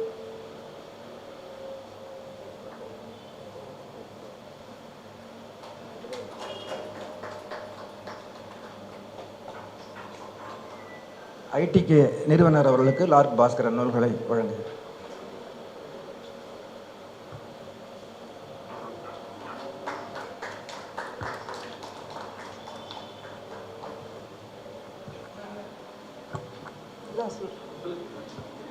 கவிஞர் கரிகாலன் அவர்களுக்கு ஜின்னா அவர்கள் நினைவு பரிசு வழங்குகிறார். அடுத்ததாக நண்பர் அசோசியேட் டைரக்டர் வீரமணி அவர்களை வாழ்த்துரை வழங்க அன்போடு அழைக்கிறேன். 97 நினைக்கிறேன் அண்ணன் முதல்ல மீட் பண்ணேன். யூக்லிப்டஸுக்கு தலைவலிக்குதுன்னு ஒரு புத்தகம் போடுறாரு. அவருடைய டைட்டில் மாற்றினாங்க, புகைப்பட மனிதர்கள் என்று. அதுதான் இன்னமும் நடந்துகிட்ருக்கு. அது மிகப்பெரிய அரசியல், அந்த அரசியல் தொடர்ந்து நடந்துகிட்ருக்கு. வாழ்த்துக்கள் அண்ணனுக்கு. நன்றி நண்பர். வேறு யாராவது வாழ்த்துறை வழங்குறதுக்கு விருப்பம் இருந்தால் வாழ்த்துறை சொல்லலாம். நடிகர் நண்பர் அசோக் சாம்ராட் அவர்களை வாழ்த்துறை வழங்க அன்போடு அழைக்கிறேன். இனிய மாலை வணக்கம். ஒரு முகநூல் பதிவு சண்டையில் தான் ஆரம்பிச்சது நட்பு. ஃபேஸ்புக்கில் ஒரு பிரமாதமாக ஒரு சாதாரண ஃபேஸ்புக் பதிவில் முகநூல் வள்ளலார், வள்ளலார் நன்னூல், முத்தொள்ளாயிரம் இந்த லெவலுக்கு நிறைய கோட் பண்ணி எழுதியிருந்தார். நான் அதிக பிரசிங்கத்தனமாக இவ்வளோ அடர்த்தியான மொழியை வச்சுக்கிட்டு ஃபேஸ்புக்கில் எழுதிக்கிட்டு இருக்கீங்க, இலக்கியம் பக்கம் ட்ரை பண்ணலாம்லன்னு போட்டேன். நான் இவ்வளோ கவிதைகள் எழுதியிருக்கேன், நாவல் எழுதியிருக்கேன், இங்கே எழுதின பிறகு தான் உங்களுக்கு என்ன தெரியுதுன்னு போடுறாரு. அதுக்கப்புறம் நம்பர் வாங்கி பேசி அப்படி ஒரு நட்பு உருவானது. முதல்ல ஒரு கவிஞனுக்கு பாராட்டு விழா இவ்வளோ ரிச்சான ஆம்பியன்ஸில் நடக்கிறதே எனக்கு ஆச்சரியமாக தான் இருக்குது. இன்னொன்று அதை விட சுவாரஸ்யம் அந்த மெனு. வந்தோடனே மெனுலாம் கொடுத்தாங்க. அவர் அங்கேயே ஆல்ரெடி காமிச்சிருந்தார். வந்தே ஆகணும்னு நினச்சதுக்கு அது ஒரு காரணம். இளையவர்களை புதியவர்களை உற்சாகப்படுத்துறது, ரொம்ப சாதாரண படங்களை கூட எளிய பின்னணியிலேருந்து வர அல்லது சினிமாவுக்கு ரொம்ப வெளியிலேருந்து வந்து எப்படியோ போராடி சினிமா எடுக்கிறவங்க முன்ன பின்ன எடுத்தால் கூட அதை பிரமாதமாக எழுதுகிற ஒரு பெருந்தன்மைக்கு சொந்தக்காரர் கரிகாலன் அவர்கள். அந்த ஒரு காரணமும் கூட நட்பு தொடர்றதுக்கு காரணம். உங்களை போல் எல்லா போலும் நானும் வாழ்த்துறேன். அதை ஏற்கனவே சொன்னது தான், ஒரு கவிஞருக்கு இப்படி ரிச்சான ஒரு பாராட்டு நடக்கிறது மகிழ்ச்சியாக இருக்குது. அன்பும் நன்றியும் எல்லோருக்கும். மகிழ்ச்சி.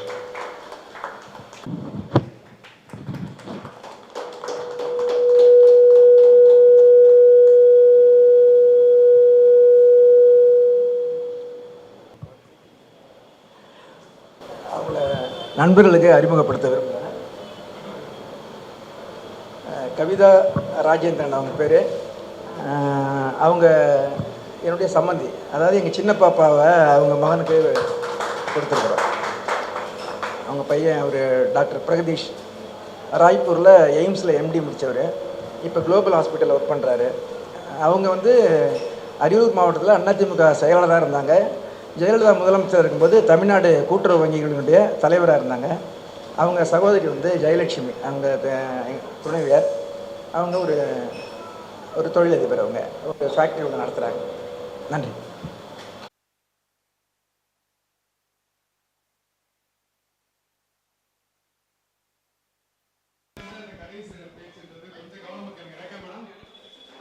ஏற்கனவே வந்து அஜய் மேல சொல்லிட்டாரு, இலக்கிய கூட்டத்தில் நான் வரவே மாட்டேன், வர்றது அதிசயம்ட்டாரு.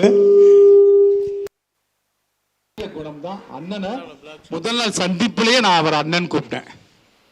2வது சந்திப்பை எங்கள் வீட்டுக்கு கூட்டிகிட்டு போய் அவரை அறிமுகப்படுத்தின. எல்லாத்தையுமே வீட்டுக்கு ஒருத்தரை கூட்டிகிட்டு போகிற அளவுக்கு நெருக்கமாகி ரொம்ப ஒரு கறந்த பால் மாதிரி எண்ணம் கொண்டவர் தான் கரிகால அண்ணன். சமீப காலத்தில் எனக்கு கிடைச்ச ஒரு குருன்னு கூட சொல்லலாம்.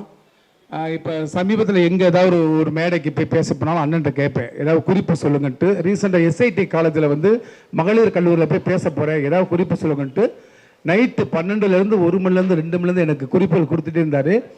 அவர் கொடுத்த குறிப்புகளில் பேசி தான் அங்கே எனக்கு நிறைய கிளாப்ஸ் கிடச்சது. குறிப்பாக வந்து சூசு மொழினா என்ன அப்படின்னு சொல்லி அந்த ரகசியமாக பெண்கள் பேசிக்கிட்ட சைனா மொழியில் 700 ஆண்டுகளுக்கு பிறகு மொழியே உடஞ்சி போய் பெண்கள் சரிசமமாக பேச ஆரம்பித்தாங்க, இதை பாயிண்ட்டை போய் பேசுங்க அப்படி நிறைய குறிப்புகள் எடுத்து கொடுப்பாரு. ராமாயணத்தில் வர சபரி கிழவி மாதிரி கடிச்சு கடிச்சு கடிச்சு கடிச்சு டேஸ்ட் கொடுக்கறதுல அண்ணனுக்கு நிகர் யாருமே கிடையாது. அவருடைய நிறைய கட்டுரைகள் கவிதைகளில் சமீபத்தில் அப்படின்னு அவர் பேசினாரு. இப்படி எல்லாமே சொல்லுவார். வைக்கம் முகமது பஷீருடைய எல்லாருடைய ஆளுமைகள், புனைவுகள், இலக்கியங்கள், கவிதைகள் எல்லாத்தையும் கோட் பண்ணி அந்த அர்த்தங்கள் இந்த விடுதலை வந்து ஒரு கிட்டத்தட்ட ஒரு ஜூஸாக ஒரு நம்ம எல்லாருமே படிக்க வேண்டிய ஒரு ஜூஸான ஒரு புத்தகத்தை எனக்கு கொடுத்துருக்காரு. அதில் இருக்கிற சில வாசகங்களை வந்து இன்னமும் என் மனசுக்குள்ளே போட்டு என் மந்திர மாதிரி வந்துட்டு இருக்குது. அதில் ஒரு வாசகம் வரும், உலகமே உங்களை தூக்கி இருந்தாலும் உங்களை நீங்கள் தூக்கி எறியாதீர்கள், நம்பிக்கை மீது நம்பிக்கை கொள்ளுங்கள். இதெல்லாம் படிக்கிறப்ப நமக்கு வெவ்வேறு உலகத்தை காட்டுவார். அதே மாதிரி ரொம்ப எளிய சொற்களால் அவ்வளோ கஷ்டமாக இருக்கும். ஆனால் அவர் அப்பப்போ நான் கேட்பேன், ஏன்னா நீங்கள் இவ்வளோ அழகாக எழுதியிருக்கீங்க, ஆனால் படம் ரொம்ப முக்கியம் இருக்குது சமீபத்தில் நீங்கள் எழுதுகிற எழுத்தை வச்சு நான் படத்தை கண்டுபிடிக்க முடியல, அது ரொம்ப இதாக இருக்குது அப்படின்னாரு. அட்லீஸ்ட் இந்த எழுத்து மூலமாக அந்த படத்தை நம்ம புரிஞ்சுக்குவோம் அப்படின்னு சொல்லக்கூடிய ஒரு மனிதர். விரைவில் வந்து நான் அவர்கிட்ட கேட்டிருக்கேன், ரேகா சொன்ன மாதிரி அவரை என்கிட்ட வரல, நான் தான் அவர்கிட்ட போயிருக்கிறேன். நான் அவர்கிட்ட ரெக்வஸ்ட் பண்ணி கேட்டிருக்கேன், ஏன்னா இந்த மாதிரி ஒரு டயலாக் எனக்கு பண்ணி கொடுங்க, நீங்கள் முதல்ல கொடுங்க, நான் டிசைட் பண்ணுறேன். கதையோட தன்மை எப்படி இருக்குது, இது என் பேரை கெடுக்காமல் இருந்தால் உங்களுக்கு ஹெல்ப் பண்ணுறேன்னு இருக்காரு. ஸோ இப்போ ப்ரொடியூசர்கிட்ட போய் நான் கன்வே பண்ணி ஓகே வாங்குறத விட இவர்கிட்ட ஓகே வாங்குறதுக்கு தான் ரொம்ப கஷ்டப்பட்டுட்டு இருக்கிறேன். அவர் ஓகே பண்ணிட்டாருன்னா அது பெரிய படைப்பாக வரும் நான் நம்புகிறேன். வருங்காலத்தில் அவருடைய காம்பினேஷனில் கை கொடுத்து உங்கள் எல்லாருடைய பாடத்தை பெறுவேன்னு நினைக்கிறேன். நன்றி, வணக்கம். நன்றி இயக்குனர் நந்தா பெரியசாமி அவர்களுக்கு. இந்த நிகழ்வை ஏற்பாடு பண்ணது ஒருங்கிணைச்சதில் மிக முக்கியமான பங்கு நந்தா பெரியசாமி அவர்களுடையது. அவர் தான் எல்லாரையுமே இங்கே இன்வைட் பண்ணி இந்த நிகழ்வை இவ்வளோ சிறப்பாக நடத்திட்டுருக்காரு. அவருக்கு என்னோட நன்றியும் அன்பையும் சொல்லிக்கிறேன். அடுத்ததாக இயக்குனர் வசந்தபாலன் அவர்களை கவிஞர் கரிகாலன் குறித்து பேச அழைக்கிறேன். மாலை வணக்கம். கரிகாலன் அவர்களுக்கு என் மனமார்ந்த பிறந்தநாள் வாழ்த்துக்கள். ஒரு கவிதையிலிருந்து நான் தொடங்கலான்னு நினைக்கிறேன். சின்ன கவிதை, நீளமான பல கவிதைகள் எனக்கு இந்த புத்தகத்தில் பிடிக்கும். ஆனால் ஒரு அழகான கவிதை, அரசியல் பற்றி ஒரு கவிதை. அரசியல் இல்லாமல் கரிகாலன் இல்லைன்னு நினைக்கிறேன். கருப்பு வெள்ளை என்பது வெறும் நிறம் மட்டுமல்ல, அது ஒரு பண்பாடு. கிழக்கு மேற்கு என்பது வெறும் திசை மட்டுமல்ல, அது ஒரு அரசியல். நீ நான் என்பது வெறும் பால் மட்டுமல்ல, அது ஒரு பாடல். நீ நான் என்பது வெறும் பால் மட்டுமல்ல, அது ஒரு பாடல் அப்படின்னு ஒரு நல்ல கவிதை. இதில் இன்னும் ரொம்ப பிரமாதமான ஒரு கவிதைகள்லாம் இருக்குது. ஸோ இந்த ஏன்னா அவர் கருப்பு வெள்ளைன்னு சொல்லதுனால அடுத்து அவருடைய தொகுப்பு வந்து கருப்பு வெள்ளை காலம் அப்படின்ட்டு இருக்கு. கருப்பு வெள்ளை என்பது காலம் மட்டுமல்ல அப்படிங்கிறது இந்த கவிதையினுடைய ஒரு முன்னுரை போல எனக்கு இந்த கவிதையை படித்தோடனே தோணுச்சு. கரிகாலன் அவர்களை கவிதையை நிறைய நாள் படிச்சிருக்கேன். ஆனால் கடந்த ஆண்டு தான் நேரடியாக அவரோட ஒரு தொலைபேசி உரையாடலை நிகழ்த்தி இந்த ஒரு வருட காலமாக ஒரு ரொம்ப நெருக்கமான தொடர்ந்த தொலைபேசி உரையாடல்கள், கருத்து பரிமாறல்களோடு நான் தொடர்ந்து இயங்கிக்கிட்டே இருக்கேன். ஸோ ரொம்ப மகிழ்ச்சியாக இருக்குது. நான் கரிகாலன் சார் ரொம்ப கூர்ந்து கவனிக்கிறப்ப ஒன்றே ஒன்று கற்றுக்க முடிஞ்சிச்சு. இப்போ நான் விமர்சனங்கள் வைக்கிறப்ப ரொம்ப கரார் தன்மையோட விமர்சனம் இருக்கணும் அப்படின்னு நான் நினப்பேன்.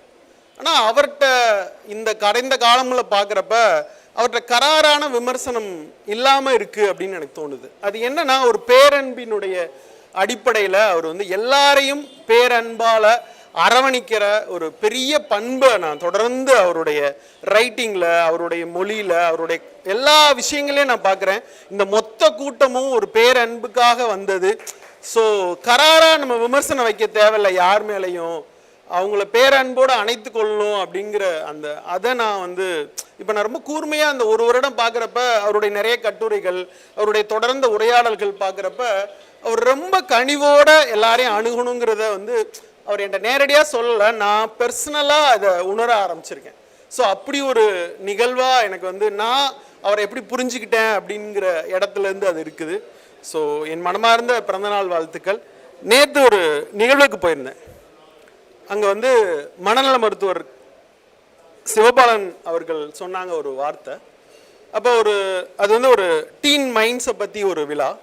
அதில் ஒருத்தங்க கேட்டாங்க, ஒரு வீடியோ போட்டு ஒரு பாடத்தை எக்ஸ்பிளைன் பண்ணுறது ரொம்ப நல்லது தானே அப்படின்னு சொல்லி கேட்டாங்க. உடனே அவர் சொன்னார், அறிவியல் பூர்வமாக ஒரு நிறுவனம் இருக்கிறது. என்ன நிறுவனம்னா, டெக்ஸ்ட் புக்கை படித்து ஒருத்தன் ஒரு மனப்பாடம் பண்ணுறான், இல்லை அதை படித்து புரிஞ்சுக்கிறான் அப்படிங்கிறது அவனுக்கு பெரிய கற்பனையை விரிக்கிற, பெரிய ஞானத்தை தருகிற ஒன்றாக அது மாறுகிறது. நீங்கள் வந்து ஒரு விஷுவல் போட்டு ஒன்றை ப்ரெசன்ட் பண்ணுறப்ப அந்த குதிரை இவ்வளோ தான் இருக்குது. பேப்பரில் லிட்டரலில் ஒரு டெக்ஸ்ட் புக்கில் இருக்கிற குதிரை என்பது உங்களுக்கு வேற குதிரை, எனக்கு வேற குதிரை, உங்களுக்கு வேற திமிங்கலம், எனக்கு வேற திமிங்கலம், உங்களுக்கு வேற மூளை, எனக்கு மூளை அப்படின்னு நம்ம என்ன கனவுகளை விரிக்கிறோமோ அந்த கனவை நோக்கி அந்த அறிவியல் பூர்வமாக நிறுவனம் என்பது டெக்ஸ்ட் புக்கை படிக்கிறதுங்கிறது ரொம்ப முக்கியமான. எவ்வளோ வீடியோ ப்ரெசன்டேஷன் வந்தாலும் டெக்ஸ்ட் புக் படிக்கிறது அப்படின்னோடனே நேற்று அந்த ஒரு நாள் நிகழ்வுலேருந்து எனக்கு இரவு வீட்டுக்கு வர்றப்ப இந்த டெக்ஸ்ட் புக்கெலாம் அழிஞ்சு போயிடும், வீடியோ ப்ரெசன்டேஷன் தான் ரொம்ப சிறப்பானது அப்படின்னு நான் என் மைண்டில் நினச்சிக்கிட்டு இருந்தேன். ஏன்னா என் பையனுக்கு வந்து எவால்யூஷன் ஆஃப் ஹியூமன் அப்படிங்கிறத வந்து நான் வந்து யூடியூப்பில் 40 நிமிஷம் வீடியோ போட்டு காமிச்சு இதாண்டா இப்படி தாண்டா மனுஷன் வளர்ந்தான் அப்படின்னு சொன்னேன். எனக்கு அது வந்து அந்த வார்த்தையை கேட்டோடனே ஒரு செருப்படி மாதிரி இருந்துச்சு. ஒருத்தனுடைய கற்பனையை வளர்க்கறதுக்கு தான் ரொம்ப அது வந்து டெக்ஸ்ட் புக் இன்னும் எத்தனை ஆண்டுகால ஆனாலும் அறிவியலினுடைய நிரூபணத்தின்படி இன்னும் அது உயிரோடு இருக்குது. இன்னும் வேற யாராவது ஒரு சயின்டிஸ்ட் கண்டுபிடிச்சாதான். எனக்கு வந்து தொடர்ந்து இந்த காலங்களில் வந்து புத்தகங்கள் அவ்வளோக்கு அதிகமாக வாசிக்கப்படுதா, அடுத்த தலைமுறையிட்ட நம்ம புத்தகத்தை கொண்டு போய் சேர்த்துட்டோமா அப்படிங்கிற கேள்வியும் தயக்கமும் இருந்த காலகட்டத்தில் இந்த ஒரு அறிவியல் பூர்வமான ஒரு டெக்ஸ்ட் சொல்கிறது வந்து ரொம்ப மகிழ்ச்சியாக இருந்துச்சு. நாளைக்கு தலைமுறைக்கு ஒரு லிட்ரேச்சரை கொண்டு போய் சேர்க்கிற இடம். நிஜமாவே இவ்வளோ எழுத்தாளர்கள் கூடியிருக்க இடத்துல ஒரு திரைப்பட எழுத்தாளராக நான் இருக்கிறது ஏதாவது டேக்அவேவாக எனக்கு எடுத்துகிட்டு போக முடியுமா அப்படிங்கிறது தான். நான் கடந்த 3 நாளாகவே நான் லிட்ரேச்சருக்குள்ளே தான் நின்றுட்டு இருக்கேன் நான். ஸோ அப்போது ஏதோ ஒரு டேக்அவேவாக என்னால் எடுத்துகிட்டு போக முடியுமா? கூர்மையாக குழந்தைகளை பார்க்கிறதுக்காக இந்த முறை விஷ்ணுபுரம் சரவணனுக்கு சாகித்ய அகாடமி கிடைச்சிருக்கு. அவருக்கு என்னுடைய மனமார்ந்த வாழ்த்துக்கள். அது மட்டும் இல்லாமல் என் ஸ்ரீராம் அவர்களுக்கு எஸ்விஆர் கல்வியினுடைய விருது இப்போது அறிவிக்கப்பட்டிருக்கிறது. அவருக்கும் என்னுடைய மனமார்ந்த வாழ்த்துக்கள். ரவிராதா அந்த ஃபங்க்ஷன் இப்படி அமைக்க போகிறேன் அப்படின்னு சொன்னோடனே நினச்சேன், இவன் சும்மாவே விளம்பரம் கட்டிட்டு ஆடுவானே, எப்படா இந்த ஃபங்க்ஷனை பண்ண போகிறான் அப்படின்னு சொல்லிட்டு. ஸோ வந்து நான் இவன் கரிகாலன் சார் நம்பர் கேட்டோடனே ஏதோ 3 நாள் கழித்து கொடுத்த மாதிரி பில்டப் பண்ணுறான். அப்படிலாம் எல்லாம் உடனே அனுப்பிச்சிட்டேன் தம்பி. சினிமாவில் இருக்கிற எல்லார் நம்பரும் உன் கையில் இருக்கும், கரிகாலன் சார் நம்பர் மட்டும் உன்கிட்ட இல்லையா? அந்த பில்டப்லாம் ஒன்றும் இல்லை. ஆனால் நான் நிஜமாவே வர்றப்போ ஒரு டீ சாப்பிட்டுட்டு ஒரு அரை மணி நேரத்தில் போயிடலான்னு சொல்லிட்டு அலுவலகத்தில் உதவியாளர்கள்லாம் காக்க வச்சுட்டு வந்தேன். இங்கே வந்தால் நந்தா பெரியசாமி, ரவிராதா என்ற நந்தா பெரியசாமி ரொம்ப சிறப்பாக பிரம்மாண்டமாக ஒரு கவிஞனுக்கு கொண்டாடுகிற ஒரு விழாவை தன்னுடைய நண்பர்களோடு சேர்ந்து ஆர்கனைஸ் பண்ணியிருக்கான். ஸோ அதற்கு நந்தாக்கு என்னுடைய மனமார்ந்த வாழ்த்துக்கள். நிஜமாவே என் மனசில் நினைக்கிறப்ப ரொம்ப சின்னதாக இருந்துச்சு என் கற்பனையில். ஆனால் இங்கே வந்து பார்க்குறப்ப நிஜமாவே ஃப்ரெஞ்சோடைய ஒரு கஃபேல உட்காந்து ஒரு கவிஞனை கொண்டாடுகிற, அதுவும் கரிகாலன் போன்ற ஒரு என்றுமே தன்னுடைய இளமையை குறைத்து கொள்ளாத கரிகாலன் போன்ற ஒரு கவிஞரை கொண்டாடுகிற ஒரு அற்புதமான தருணத்தை ஏற்படுத்தி கொடுத்த நந்தா ரவிராதாவுக்கு என் மனமார்ந்த வாழ்த்துக்கள்.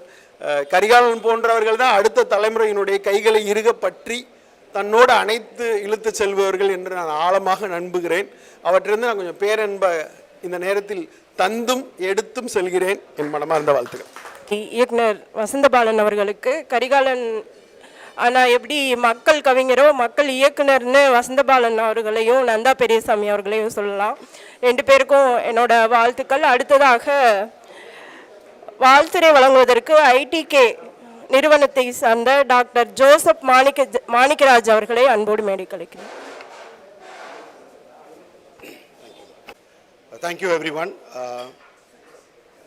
பொதுவாக கடைசியாக பேசுகிறவங்களுக்கு ஒரு அட்வான்டேஜ் இருக்குது, ஒரு டிஸ்அட்வான்டேஜ் இருக்குது. கடைசியாக பேசுனால எல்லாரும் பேசுனதை அறிவை வச்சு நாம் பேசிடலாம். அது ஒரு மிகப்பெரிய ஒரு அட்வான்டேஜ். டிஸ்அட்வான்டேஜ் என்னென்னா, இந்த மாதிரி ஒரு ஃபுட் அரேஞ்ச்மெண்ட்ஸ் இருக்கிறப்போ நான் தான் உங்களை தடுத்துட்டு இருக்கிறேன் அந்த சாப்பாடு வராமல். பட் இருந்தாலும் இந்த மாதிரி ஒரு ஏற்பாடு பண்ணணும்னு சொல்லிட்டு நந்தா அவர் எங்கிட்ட கேட்டப்போ உடனே ஓகேன்னு தான் நான் சொன்னேன் நான்.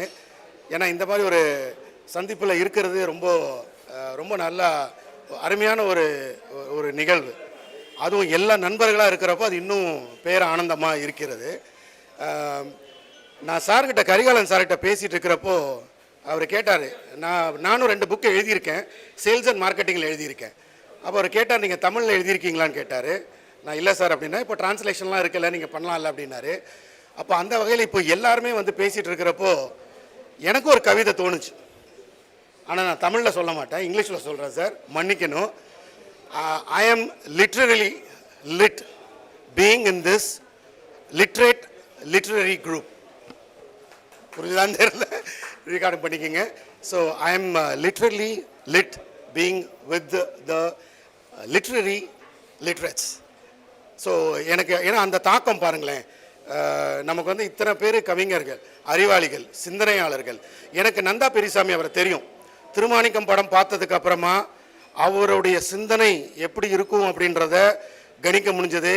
அவர் யார் அப்படின்றதையும் நம்ம தேடிட்டு இருக்கிறப்போ அவங்களோட அண்ணா, என்னுடைய நண்பர், அவர் தான் அறிமுகப்படுத்தினார்.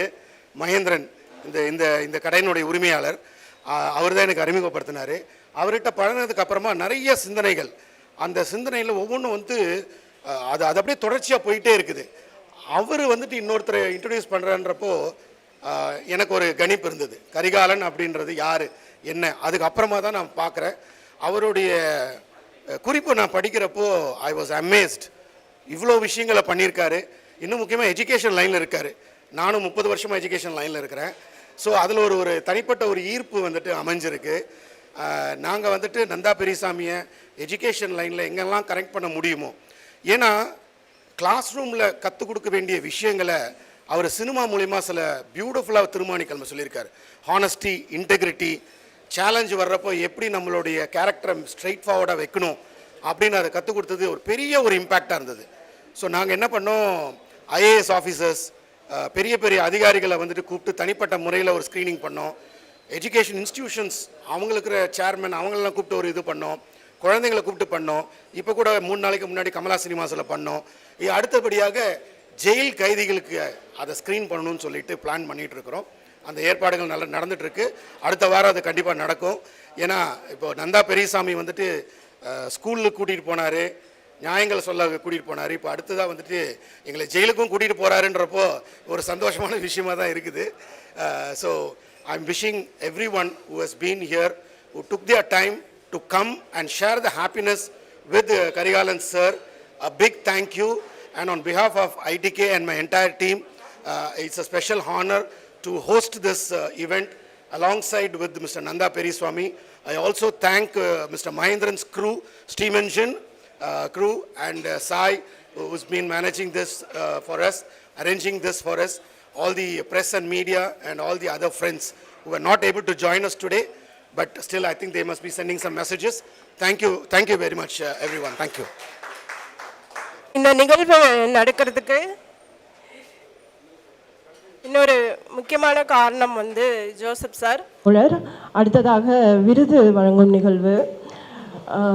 கரிகாலன் அண்ணாவை எல்லாருமே வந்து கொண்டாடுறதுக்கு மிக முக்கியமான காரணம் வந்து அவர் சக மனிதர்கள் மேலே அன்போட இருக்கிற ஒரு அறம் தான்னு நான் நினைக்கிறேன். அவரோட ஒரு கவிதையில் ஒரு 4 வரி மட்டும் சொல்கிறேன். தாகத்துக்கு மழையை அருந்தியவர்கள், பசிக்கு வெயிலை புசித்தவர்கள், குளிருக்கு கரங்களை போர்த்தியவர்கள், காடுகளை நிலமாக்கியவர்கள், விலங்குகளை கால்நடையாக்கியவர்கள், பருவங்களை பணி செய்ய வைத்தவர்கள் நாங்கள் உளுகுடிகள் என்ற அவருடைய கவிதை. இப்படி இது வந்து எப்போ எழுதின கவிதைனா, டெல்லி சலோன்னு விவசாய போராட்டம் நடக்கும்போது எழுதின கவிதை. இப்படி எந்த மக்கள் பிரச்சனையாக இருந்தாலும் அவர் முன்னாடி நின்று அவரோட கவிதைகள் வழியாக அந்த எதிர்ப்பை வந்து தெரிவிச்சுக்கிட்டே இருப்பார். அப்படி ஒரு கவிஞருக்கு இன்னைக்கு ஐடிகே நிறுவனம் சார்பாக மக்கள் கவிஞர் விருது வழங்கப்படுகிறது. விருதினை வழங்குவதற்காக டாக்டர் ஜோசப் மாணிக்கராஜ் அவர்களை அன்போடு அழைக்கிறேன். உடன் விருது வழங்குவதற்காக இயக்குனர் நந்தா பெரியசாமி அவர்களையும் இயக்குனர் வசந்தபாலன் அவர்களையும் அன்போடு மேடைக்கு அழைக்கிறேன்.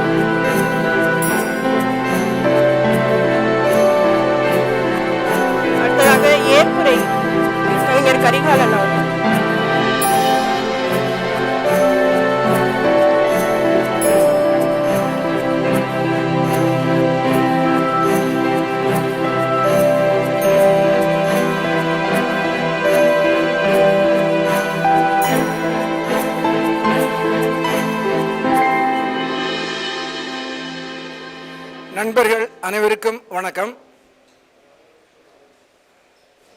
ஒரு நெகிழ்வான தருணத்தை உருவாக்கி கொடுத்த உங்கள் அனைவருக்கும் என்னுடைய அன்பையும் நன்றியையும் இந்த நேரத்தில் தெரிவித்துக் கொள்கிறேன். திரைப்படம், இலக்கியம், அரசியல் இப்படி பல தளங்களில் மிக முக்கியமான பங்களிக்கும் நீங்கள் உங்களுடைய நேரத்தை ஒதுக்கி என்னுடைய இந்த பிறந்தநாள் நிகழ்வுக்கு வருகை தந்ததற்கு என்னுடைய இதயபூர்வமான அன்பை தெரிவித்துக் கொள்கிறேன். மிக சாதாரணமாக நம்ம எளிமையான முறையில் நம்ம லார்ட் பாஸ்கரன் வேரல் பதிப்பகத்தினுடைய சார்பில் டிஸ்கவரி பதிப்பகத்தில் ஒரு சின்ன ஒரு கெட் டுகெதர் அரேஞ்ச் பண்ணுறேன்னு நம்ம ஒரு கேக் வெட்டும் அப்படின்னு சொல்லியிருந்தார். நான் அதை நந்தாட்டையே சொன்னேன், நந்தா வாங்க, அந்த பர்த்டே அன்றைக்கி ஒரு சின்ன ஒரு கெட் டுகெதர் இருக்குன்னு. ஆனால் வேண்டாண்ணா, நம்ம இங்கே அது இன்னொரு சமயம் நீங்கள் பண்ணீங்க, நான் ஒரு அரேஞ்ச்மெண்ட் பண்ணுறேன். இங்கே ஒரு நம்ம அண்ணன் வந்து மகேந்திரன் அண்ணன் வந்து அவருடைய ரெஸ்டாரண்ட் ஒன்று இருக்குது, அங்கே இந்த பிறந்தநாள் விழாவை நான் ஒருங்கிணைக்கிறேன் அப்படின்னு சொன்னார். அப்படி அவர் சொல்லும்பொழுது நான் ஒரு எளிமையாக செய்வார்னு நினச்சேன். ஆனால் இவ்வளோ கிராண்டாக அவர் செய்வார் அப்படிங்கிறது வந்து எனக்கு தெரியாது. அதுபோல் இந்த நிகழ்ச்சியை நம்ம நந்தா பெரியசாமி அவர்களோட சேர்ந்து ஐடிகே அந்த நிறுவனத்தினுடைய அமைப்பாளர் திரு ஜோசப் மாணிக்கம் அவர்கள் இந்த நிகழ்ச்சியை இவ்வளவு சிறப்பாக செஞ்சுருக்காங்க. அவங்களுக்கும் என்னுடைய மனப்பூர்வமான இதய நன்றியை தெரிவிச்சுக்கிறேன். அதுபோல் வந்து ஒரு விருதெல்லாம் கொடுத்தாங்க, அவங்க நம்ம எதிர்பார்க்கல. நந்தா சொன்னாப்புல, ஆனால் உங்களுக்கு நிறையா சர்ப்ரைஸ் இருக்குது அப்படின்னு சொன்னாப்புல. நாம் எதையும் எதிர்பார்க்காம நம்முடைய வேலைகளை செய்துக்கிட்டு இருக்கும்போது அதுக்கான அங்கீகாரம் என்றாவது ஒரு நாள் கிடைக்கும் அப்படிங்கிறதனுடைய அடையாளம் இது. ஒரு 35 ஆண்டு காலமாக தொடர்ந்து எந்தவித சமரசமும் செய்து கொள்ளாமல், எந்தவித குழுக்களோடும் அடையாளம் காட்டிக்கொள்ளாமல், தந்தை பெரியார், அம்பேத்கர், காரல் மார்க்ஸ் போன்றவர்களுடைய அந்த தத்துவங்களை ஒட்டி இந்த சமூகத்தில் நம்மால் என்ன செய்ய முடியுமோ அதை தொடர்ந்து செய்து கொண்டு வந்திருக்கிறேன். அதுபோல் தொடர்ச்சியாக கவிதைகள் எழுதி வந்திருக்கிறேன். அதே மாதிரி இளம் கவிஞர்களை ஊக்குவிக்கணும் அப்படிங்கிறதுக்காக நம்ம களம் புதிது விருது சிறந்த கவிஞர்களுக்கு ஆண்டுதோறும் அந்த களம் புதிது விருது தரோம். இப்போ அடுத்த ஆண்டிலிருந்து என்னுடைய பிறந்தநாள் அன்று இன்னும் அந்த விருதை விரிவுபடுத்தி